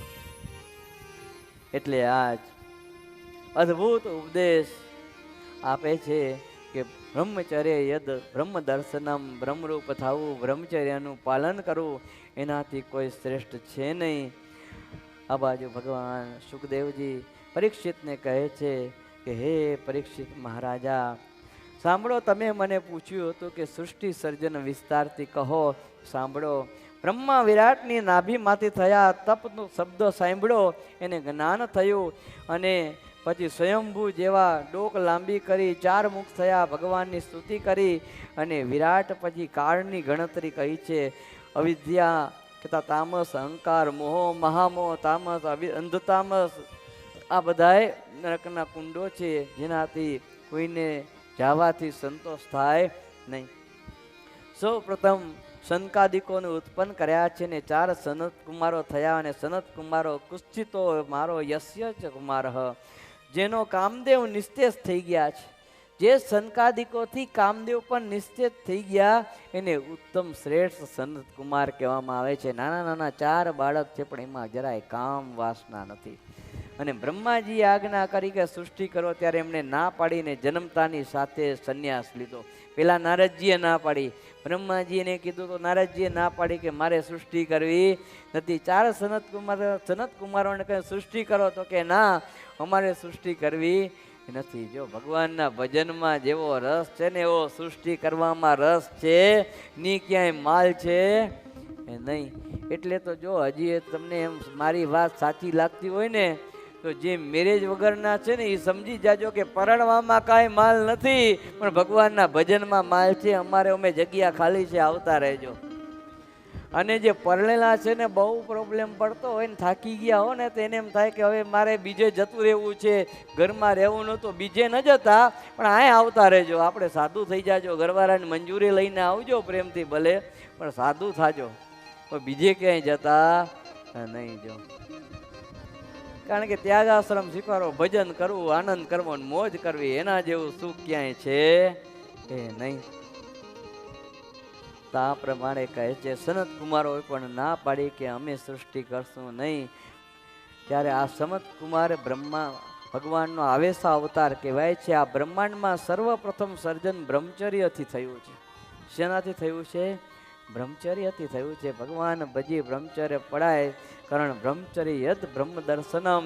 બ્રહ્મચર્ય છે ને એ જ ભગવાનના દર્શનનું શ્રેષ્ઠ સાધન છે.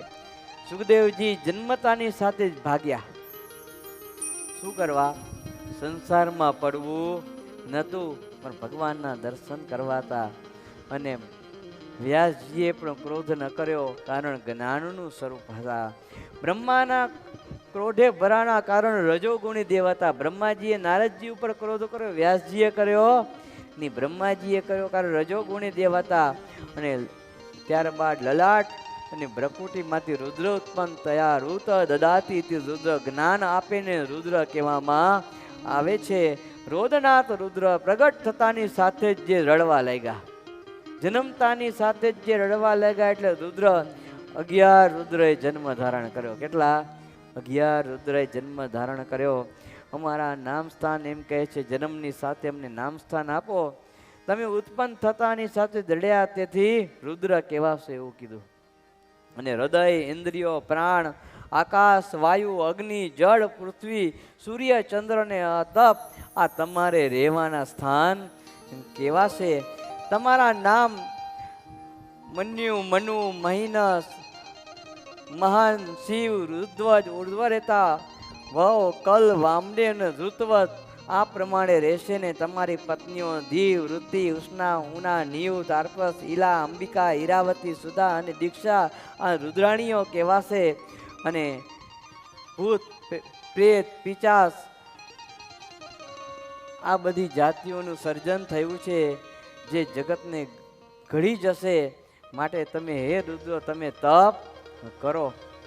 બ્રહ્માજીથી 10 પુત્રો થયા છે. નારદજી ભગવાનના ખોડામાંથી ઉત્પન્ન થયા. દક્ષ પ્રજાપતિ અંગૂઠામાંથી, વશિષ્ઠ ઋષિ પ્રાણથી, ભૃગુ ઋષિ ચામડીથી, ક્રતુ હાથથી, તુંબરુ નાભીમાંથી, અત્રિ 2 નેત્રોમાંથી, મરીચી મનથી, વૃક્ષસ્થળમાંથી, જ્યાં નારાયણ રહે છે ત્યાંથી ધર્મ અને અધર્મ છે તે પીઠમાંથી ઉત્પન્ન થયો. એટલે આપ કહે છે ને તું પીઠ દેખાડીને ભાગ્યો નથી કહેતા આપણે, પીઠ દેખાડીને ભાગ્યો.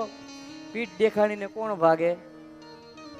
જે બીકણ હોય, ફોસી હોય, અસત્ય બોલનારો હોય, ખોટો માણા હોય એ પીઠ દેખાડીને ભાગે એટલે એનું નામ અધર્મી કહેવામાં આવે. એટલે પીઠમાંથી અધર્મ ઉત્પન્ન થયો.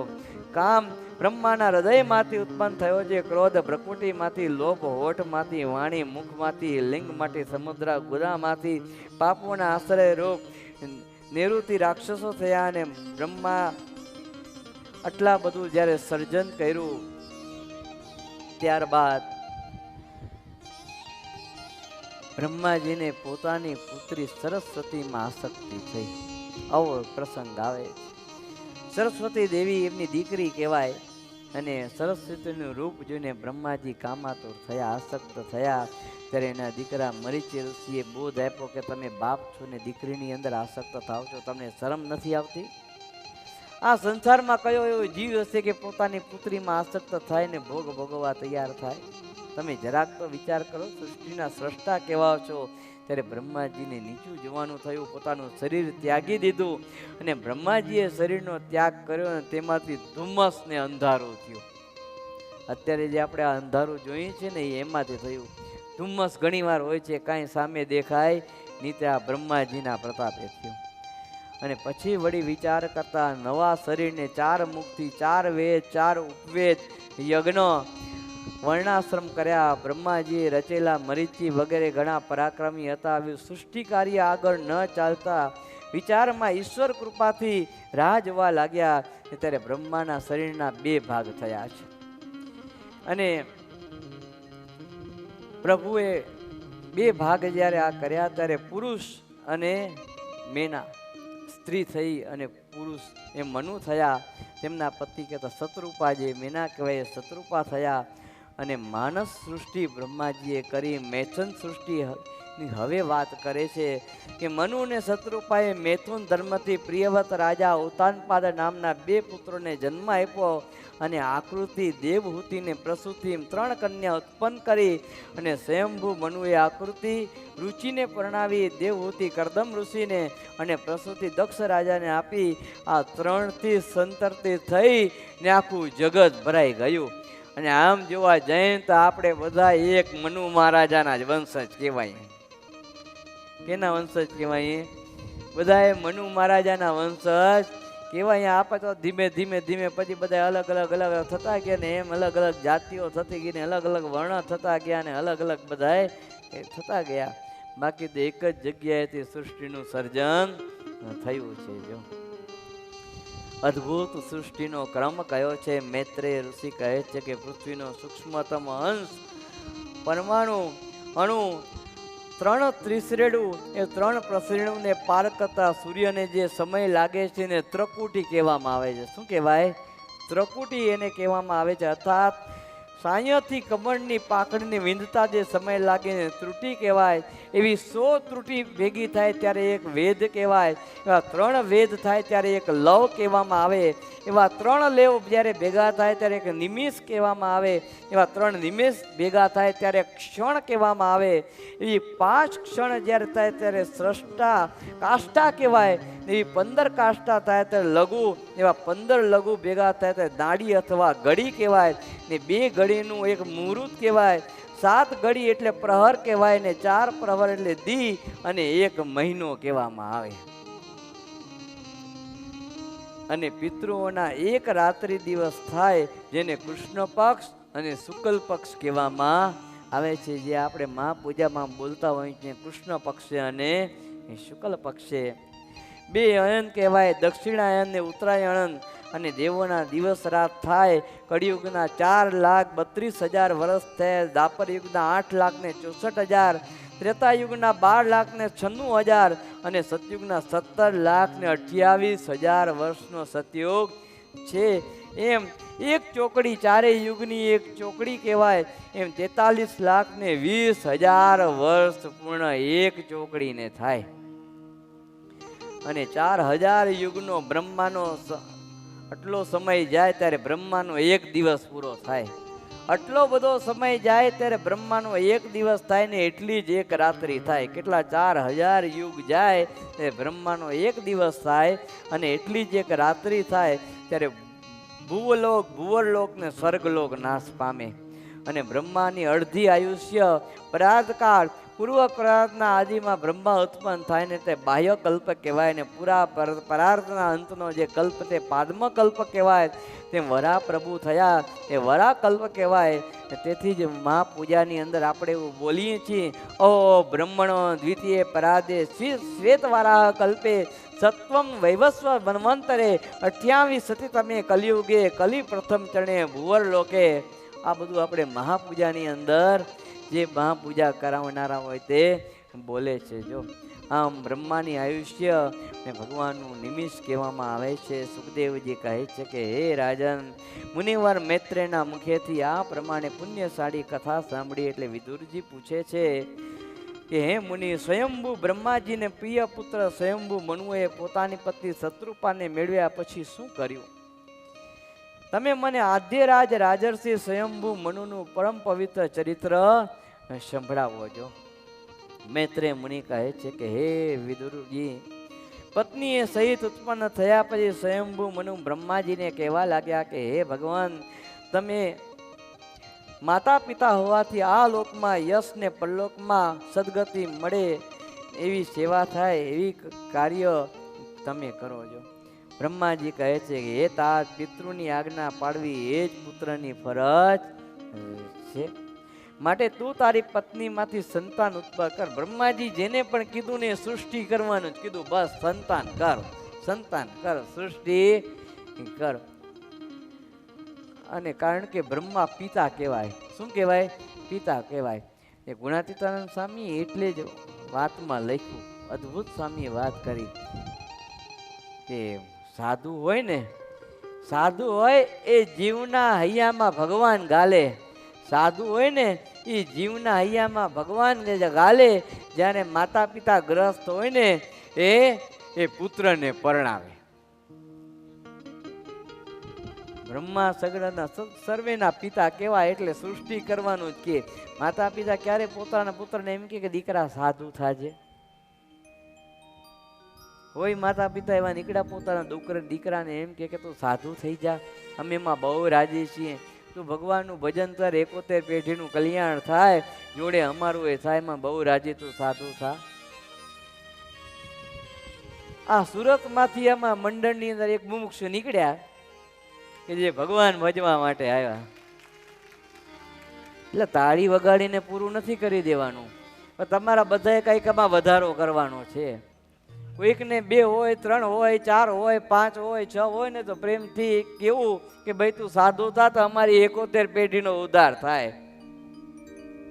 પ્રેમથી બધાએ કેવું કે ભાઈ સાધુ થા તો અમારી 71 પેઢીનો ઉદ્ધાર થાય. સારું મંડળમાં એમ નથી કહેતો કે અમારા મંડળમાં જ કરાવજો, પણ આ તો વાત છે કે જ્યાં સારા સાધુનું મંડળ દેખાય ને ભગવાનની કૃપાએ તમને ઝાઝા દીકરા આપ્યા હોય ને તો એને સાધુ કરજો, ભગવાન ભજવા દેજો, એને વૈરાગ્યના માર્ગે ચલાવજો, જેથી કરીને 71 પર્યાયનો ઉદ્ધાર થાય. જો 71 પર્યાયનો ઉદ્ધાર થાય. આ પ્રમાણે બ્રહ્માજી જેને મળે ને બધાને સૃષ્ટિ કરવાનું કહે અને એમ કહે છે તું પૃથ્વીનું પાલન કર, યજ્ઞની પૂજા કર અને સર્વે પ્રજાઓનું રક્ષણ કર, તેથી ભગવાન તારા ઉપર રાજી થશે. મનુ મહારાજા કહે છે કે હે બ્રહ્મજી, હે ભગવાન, તમારી આજ્ઞા હું પાડીશ, આપ જેમ કહેશો એમ કરીશ. મારે રહેવાનું બીજું કોઈ સ્થાન નથી, તો પૃથ્વી તો જળમાં છે, તેને ઉપર લાવવાનો ઉપાય કરો. મનુ મહારાજે કે મારે રહેવું ક્યાં? તમે મને પ્રગટ કરી દીધો, મારા મેરેજ કરાવી દીધા, હવે મારે રહેવું ક્યાં?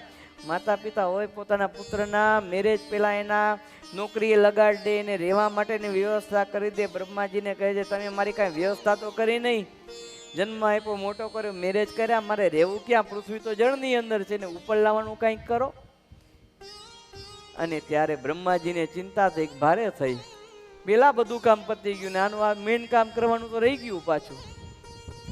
હવે જળમાંથી પૃથ્વી બહાર કઈ રીતે લાવી એમ વિચાર કર્યો ને પછી ભગવાનનું સ્મરણ કર્યું છે. આમ વિચાર કરે છે ને ત્યાં બ્રહ્માજીને છીંક આવી. શું થયું? એટલો વિચાર કર્યો ને ત્યાં બ્રહ્માજીને છીંક આવી અને તેના નાકમાંથી એક નાનકડું વરા ગુંડનું બચ્ચું નીકળ્યું, અંગૂઠા જેવડું હતું. ક્ષણમાંથી ધીમે ધીમે વધવા લાગ્યું ને હાથી જેવું સ્વરૂપ એને ધારણ કર્યું છે. અદ્ભુત વિશાળ હાથી જેવું સ્વરૂપ થયું. અને ત્યારે બ્રહ્માજીને વિચાર થયો શું હશે, નાનામાંથી એટલું મોટું થયું, આ તો આશ્ચર્યની વાત છે. મારી નાસિકામાંથી આ દિવ્ય સ્વરૂપ એટલું બધું થયું, આ તે કોણ હશે? અને ભગવાન તો નહીં હોય ને એમ જ્યાં વિચાર કરવા લાગ્યા ત્યારે વરા ભગવાન ગર્જના કરવા લાગ્યા છે. જોશ જોશથી વરા ભગવાન ગર્જના કરવા લાગ્યા, ઊંચું પૂછડું કરીને કઠોળ કેસવાળી ધૂણાવા લાગ્યા છે. આકાશની અંદર ફરવા લાગ્યા અને પોતાના રૂવાણાની ચામડીથી ખડી અને વાદળોને પ્રહાર કરવા લાગ્યા. અને તે વખતે આ રીતે વરા ભગવાનનું ભક્તો પ્રાગટ્ય થયું. બોલો વરા ભગવાન કી જય. વરા ભગવાનનું પ્રાગટ્ય થયું છે. વરા ભગવાનનું પ્રાગટ્ય પૃથ્વીને જળમાંથી બહાર લાવવા માટે થયું. જે પૃથ્વી જળમાં હતી ને એને બહાર લાવવા માટે વરા ભગવાન બ્રહ્માજીના નાકમાંથી પ્રગટ થયા. પૃથ્વીને સૂંઘવા લાગ્યા અને સૂંઘતા સૂંઘતા જળની અંદર ગયા. હિરણ્યાક્ષ નામનો દૈત્ય, હિરણ્યાક્ષ એટલે હિરણ્યકશિપુનો ભાઈ, એ હિરણ્યાક્ષ એનું નામ, પ્રહલાદજીના કાકા. એ હિરણ્યાક્ષ છે કે પૃથ્વીને ઉપાડી અને જળની અંદર મૂકી દીધી. એ જળની અંદર પૃથ્વી જાય એટલે લોકો કેટલા બધા દુઃખી થઈ જાય, પશુ પ્રાણી જીવ માત્ર. અને પછી ભગવાન એના જોડે યુદ્ધ કર્યું. 1 દિવસ નહીં, 2 દિવસ નહીં, 10,000 વર્ષ લગી વરા ભગવાને હિરણ્યાક્ષનું યુદ્ધમાં ભયંકર યુદ્ધ ચાલ્યું, સમૂળ યુદ્ધ થયું છે. અને પછી ભગવાન વરાએ પોતાના જે વરાને તો દાંત બારે હોય ને એ 2 દાંત હિરણ્યાક્ષની છાતીમાં માર્યા અને હિરણ્યાક્ષને મૃતને ઘાટ ઉતાર્યો. અને પૃથ્વીને ભગવાને પોતાના દાંત ઉપર લઈ અને વરા ભગવાન જળમાંથી બહાર નીકળ્યા ને પાણી ઉપર પાછી જળ ઉપર પૃથ્વીને સ્થાપન કરી છે. જો આમ જળ ઉપર પૃથ્વી આવી ત્યારે બ્રહ્માજી, મરીચી આદિ ઋષિઓએ સરસ મજાની અદ્ભુત ભગવાનની સ્તુતિ કરી છે. જીતમ જીતમ તે જીત યજ્ઞ ભાવન ત્રયીમ તનું સામ પરિદ્વન્વતે નમઃ યદરોમ ગતેષુ નીલમ યુસ્વરા તસ્મૈ નમઃ કારણ શુક્રાયતે. ઋષિ મુનિઓ કહે છે, હે ભગવાન અજીત, આપની સદાય જય હો, જય હો, જય હો. આપ પોતાના વેદ તય રૂપ વિગ્રહને ખંખેરી રહ્યા છો, આપને નમસ્કાર છે. આપ સંપૂર્ણ યજ્ઞ છો, આપ સાચું સ્વરૂપ છો. પૃથ્વીનો ઉદ્ધાર કરવા માટે જે હે પ્રભુ આપે વરાનું રૂપ ધારણ કર્યું છે. આ પ્રમાણે અદ્ભુત સ્તુતિ કરી છે. રસાતળની અંદર ડૂબેલી પૃથ્વીને પરમાત્માએ આજ બહારે કાઢી છે. અને એ રીતે વિદુરજી કહે છે કે ભગવાનની આ લીલા, આ જે ચરિત્ર છે તેનું શ્રવણ કરશે તે તમામ પ્રકારના પાપ અને તાપ એ નાશ થઈ જશે. આ વરા અવતારના ચરિત્રનું સાંભળવાનું ફળ છે. આ કથા સાંભળવાનું આ ભક્તજનો ફળ છે. જો ભગવાન વરા છે ને એ સંતોષનું સ્વરૂપ છે. કેવું છે? સંતોષનું સ્વરૂપ છે. અને હિરણ્યાક્ષ એ લોભનું રૂપ માનવામાં આવે છે. અને લોભિયા હોય ને ત્યાં દુતારા ભૂખે મરે નહીં. લોભિયા હોય ત્યાં દુતારા 2 દમડી છૂટે નહીં. ક્યાંય દાન ધર્મ કરવું હોય, ક્યાંક યજમાન બનવાનું હોય ને તોય પૈસા આપે નહીં. નર્યા બધા ભેગા કરે. કોઈ અંધ હોય, કોઈ દરિદ્ર હોય, કોઈ ગરીબ હોય, તે એની સેવામાં આપણે વપરાય નહીં. નર્યા બધા તિજોરીમાં ભેગા થાય તો એકવાર ચોર લોકો ચોરી કરીને જતા રહે, કંઈ ખબર પડે એ નહીં. એટલે લોભીનું ધન દુતારા ખાય, લોભીનું ધન દુતારા ખાય. એટલે આ કહેવત પડી છે. જો એમ હિરણ્યાક્ષ છે તે લોભનું સ્વરૂપ છે. લોભ માનવના પતનનું કારણ છે. લોભ એ માનવના પતનનું કારણ છે. કરકસર ભક્તો જરૂર કરવી, પણ કંજુસાઈ ન કરવી. કરકસર જરૂર કરવી જોઈએ. ખોટો રૂપિયાનો ખર્ચ ન થાય એનો જરૂર વિચાર કરવો જોઈએ. ખોટા ખર્ચા નહીં કરવાના. ગ્રસ્ત હોઈએ અને આપણે મહેનત કરીને કમાતા હોઈએ તો ખોટા ખર્ચા જેટલા જરૂર પડે એટલો 100% ખર્ચ કરો. પણ જ્યાં ખોટો ખર્ચા ન થાય ને ત્યાં પૂર્ણ વિરામ મૂકી દો. રોટલી, દાળ, ભાત, શાક, દહીં, છાશ, ખીચડી, કઢી આનાથી જીવન નભી જતું હોય તો પછી સારી મિષ્ટ મિષ્ટાન અત્યારે તો શું બનાવે છે? વડાપાઉં ને શું કહેવાય, અમે ખાતા નહીં એટલે અમને પાછા નામે ના વડે. બોલો તો ખરા 2-4 જણા તમે લોકો કોઈક તો બોલો. હે પોપ, પછી વડાપાઉં, પછી હે ઈદડા, પછી ખરા હારું, આ તો ક્યાં નામ લેવા, એના કરતા ભગવાનના નામ લેવા હારા નહીં? આના નામ લઈ તો પાછા જન્મ ધરવા પડે ને ભગવાનના નામ લઈ તો ધામમાં જાય ભાઈ. આટલો આ ફેર પડે. એટલે જેટલો આપણી જેટલી કેપેસિટી હોય ને એટલો ખર્ચ કરવો, એનાથી વધારે નહીં. સાદાઈથી જેટલી જિંદગી જીવશો ને ભક્તજનો એટલા સુખી થશો. જેટલા મોજ શોખથી જીવવા જશો ને એટલી જ પનોતી આપણા ઘરમાં સંગ્રહિત થશે અને દુઃખી થશો. સાદું જીવન, ઉચ્ચ વિચાર, આજ નિયમ રાખવાનો. સાદું જીવન જીવવું. કપડાં બે પહેરવા જોઈએ. ઉપરથી સારા કોટ પહેરવો ને ટાઈ પહેરો ને એની અંદર શર્ટ પહેરો ને એની અંદર ગંજી ને એની ઉપર નીચે પેન્ટ ને એના ઉપર સેન્ટ મારો ને એ મોંઘાપાના બૂટ હોય ને મોજા હોય ને એની અંદર પાછું સોનાનું ચેન હોય ને પાછું સેન્ટ અત્તર છાંટ્યું હોય અને રૂમાલ મોંઘાપાનો ખીચામાં આમ ડિઝાઇન કરીને પાછું આમ લગાડ્યો હોય ફર્સ્ટ ક્લાસ ઉપર અને સોનાની પેન હોય ને એ પાછી આમ ટાઈમાં ભરાવેલી હોય અને બાપુ હેલા હોતા હોય. ઓકે, અરે આવો પધારો બાપુ પધારો, પણ બાપુ પાછળ આટલું કરવા પાછળ તો લાખોનું નુકસાન થઈ ગયું હોય. લાખ રૂપિયાનો ખર્ચો કરે, 1.5 લાખનો ખર્ચો કરે ત્યારે એક સૂટ થાય. આ કલ્પેશભાઈ આપણા દરજી બેઠા, પૂછો એક સૂટના કેટલા લ્યો કલ્પેશભાઈ? હે 5-12,000. શ્રી કૃષ્ણ ભગવાને છે ને, આ તો દસમ સ્કંદની કથામાં આવશે, પણ શ્રી કૃષ્ણ ભગવાને દરજીઓને આશીર્વાદ આપેલા છે કે જાઓ તમે બધા સુખી થાજો ને કળિયુગની અંદર પૈસા ખૂબ કમાજો, એક કોટના 5-5 ને 10-10,000 સિલાઈ લેજો. કારણ કે દરજીએ સારામાં સારા વસ્ત્ર ભગવાનને બનાવીને આપી દીધા, ભગવાન રાજી થઈ ગયા, દરજી મહારાજને આશીર્વાદ આપી દીધા, ત્યારથી દરજી બધાય બહુ સુખી છે. તમને બધાને નહીં ખબર હોય, મને તો એમ હતું કે ભાઈ દરજી હોય ને, મને કલ્પેશભાઈ મને સામેથી કે મને મારે યજમાન થવું છે. હું તો જરવાર એની સામે જોઈ રહ્યો, મને એમ કે મજાક કરે છે. મેં કહ્યું મજાક ન કરો, મારે બીજું કામ છે. તો કે સામે હું મજાક નથી કરતો, હકીકત કહું છું. તોય મેં ના માન્યું. મેં કહ્યું કલ્પેશભાઈ મારે કામ છે, મજાક ન કરો અત્યારે. તો કે સ્વામી મજાક નથી કરતો, હું મારા ઘરમાં બધેની વાત કરીને પછી તમને કહું છું મારે યજમાન થવું છે, હું એમને એમ નથી કહેતો. આપણે કથા વાંચીને ભાગવત વાંચી ખબર પડે કે દરજી કોઈ દુઃખી છે નહીં, ભગવાનની કૃપા છે. ત્યારે તો એને યજમાન પદે લાભ લીધો છે. બોલો, આ વસ્તુ છે. આજ વિદુરજી કહે છે કે હે ભક્તજનો, આ બધી જે કથા છે ને, ભલે એકબીજાના સંવાદની અંદર હોય, વિદુર ને મૈત્રેય ઋષિનો સંવાદ હોય, સુખદેવજી ને પરીક્ષિતના સંવાદમાં હોય, એમ અલગ અલગ સંવાદની અંદર આ ભાગવતની કથા છે ને લખાણી છે.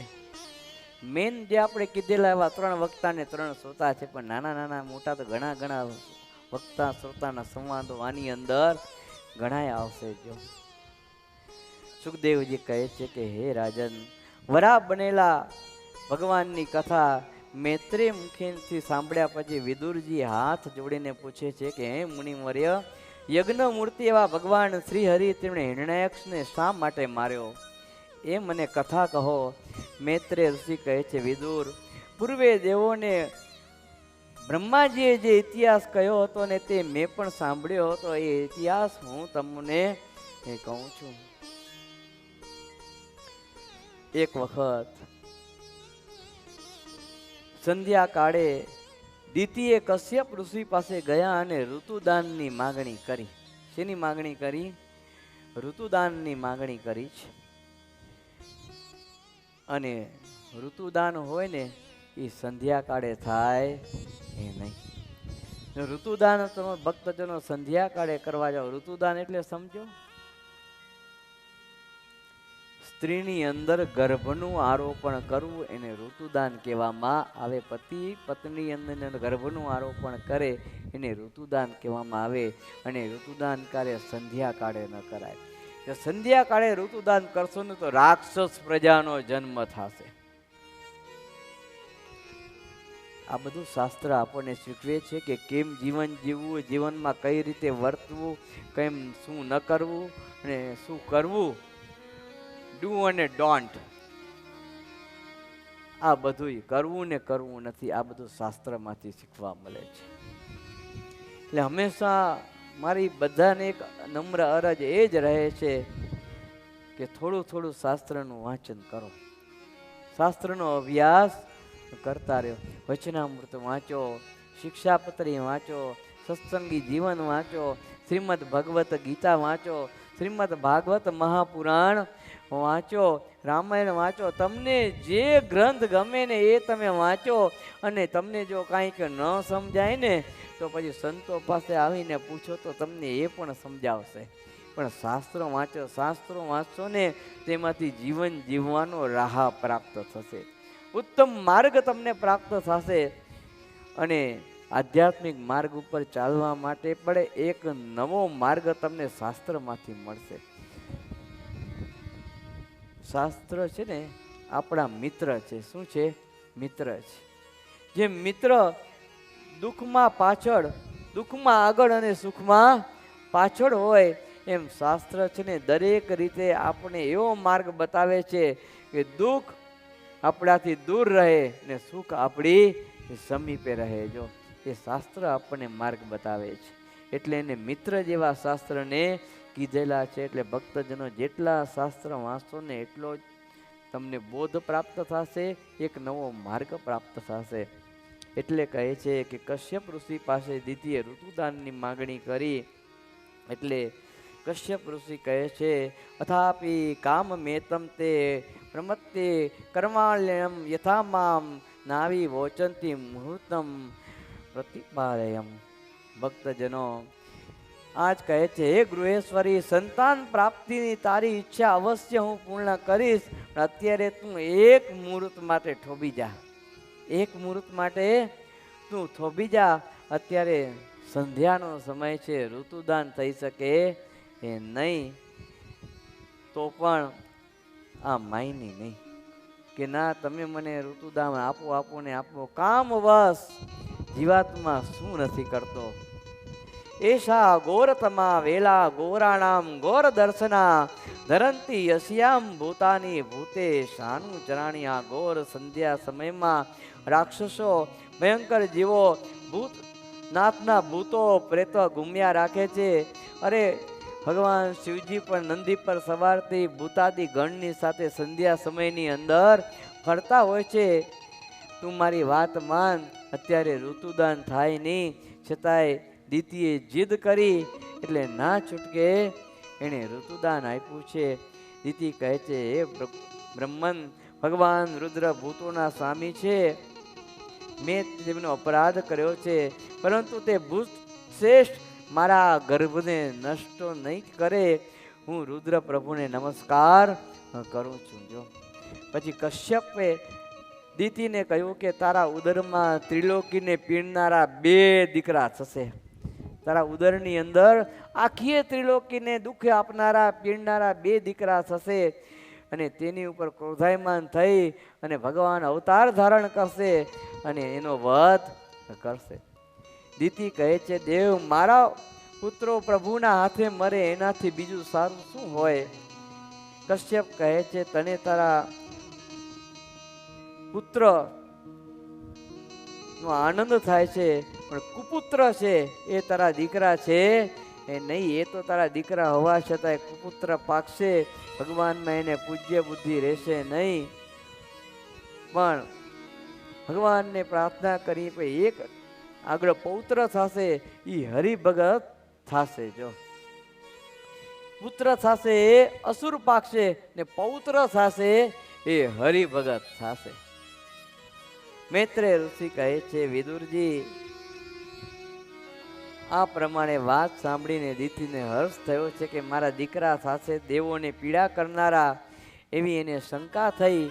એટલે દીતીએ 100 વર્ષ સુધી ઉદરની અંદર ગર્ભ રાખી મૂક્યો. કેટલા? 100 વર્ષ સુધી દીતીએ ઉદરની અંદર ગર્ભ રાખી મૂક્યો. અને તે વીર્યથી સર્વત્ર અંધકાર ને અંધકાર વ્યાપી ગયો. અને દેવો બ્રહ્માજીને પ્રાર્થના કરવા ગયા કે પ્રભુ ચારે બાજુ અંધકાર વ્યાપી ગયો છે, કાંઈક ઉપાય કરો, અમે તમારા શરણની અંદર આવ્યા છીએ, આ અંધકારને દૂર કરો. ત્યારે બ્રહ્મા હસતા હસતા બોલ્યા કે હે દેવો, મારા પુત્ર સનકાદિકો વૈકુંઠ ધામમાં અત્યારે પધાર્યા છે. દ્વારપાળોએ સનકાદિકોનો દ્રોહ કર્યો અને શ્રાપ આપ્યો. દ્વારપાળોએ સનકાદિકોનો દ્રોહ કર્યો છે. હવે આ બે પુત્રોનો ઇતિહાસ કઈ રીતે છે?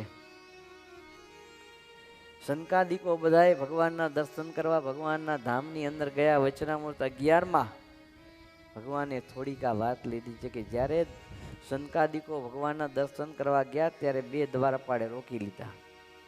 અને સનકાદિકો તો નગ્ન અવસ્થામાં બ્રહ્મરૂપ, એને તો વસ્ત્રની કાંઈ પડી હતી નહીં. ભગવાનનું ભજન કરનારા, ભગવાનની મૂર્તિમાં સ્થિર રહેનારા આવા નાના નાના 4 સનકાદિકો, એટલે આ બે દ્વારપાળો એને અપમાન કર્યું.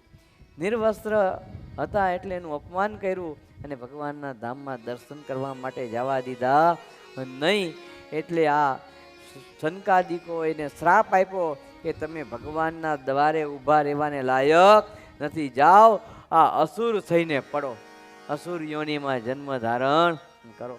સ્વામિનારાયણ ભગવાન 11માં વચનામૃતમાં બોલ્યા કે અમારો તો એવો સ્વભાવ છે કે એક તો ભગવાન કે બીજા ભગવાનના ભક્ત અને ત્રીજા બ્રાહ્મણ ને 1/4 કોઈ ગરીબ મનુષ્ય, એ 4થી અમને અતિશય બીએ છીએ કે રખે એમનો દ્રોહ થઈ જાય નહીં.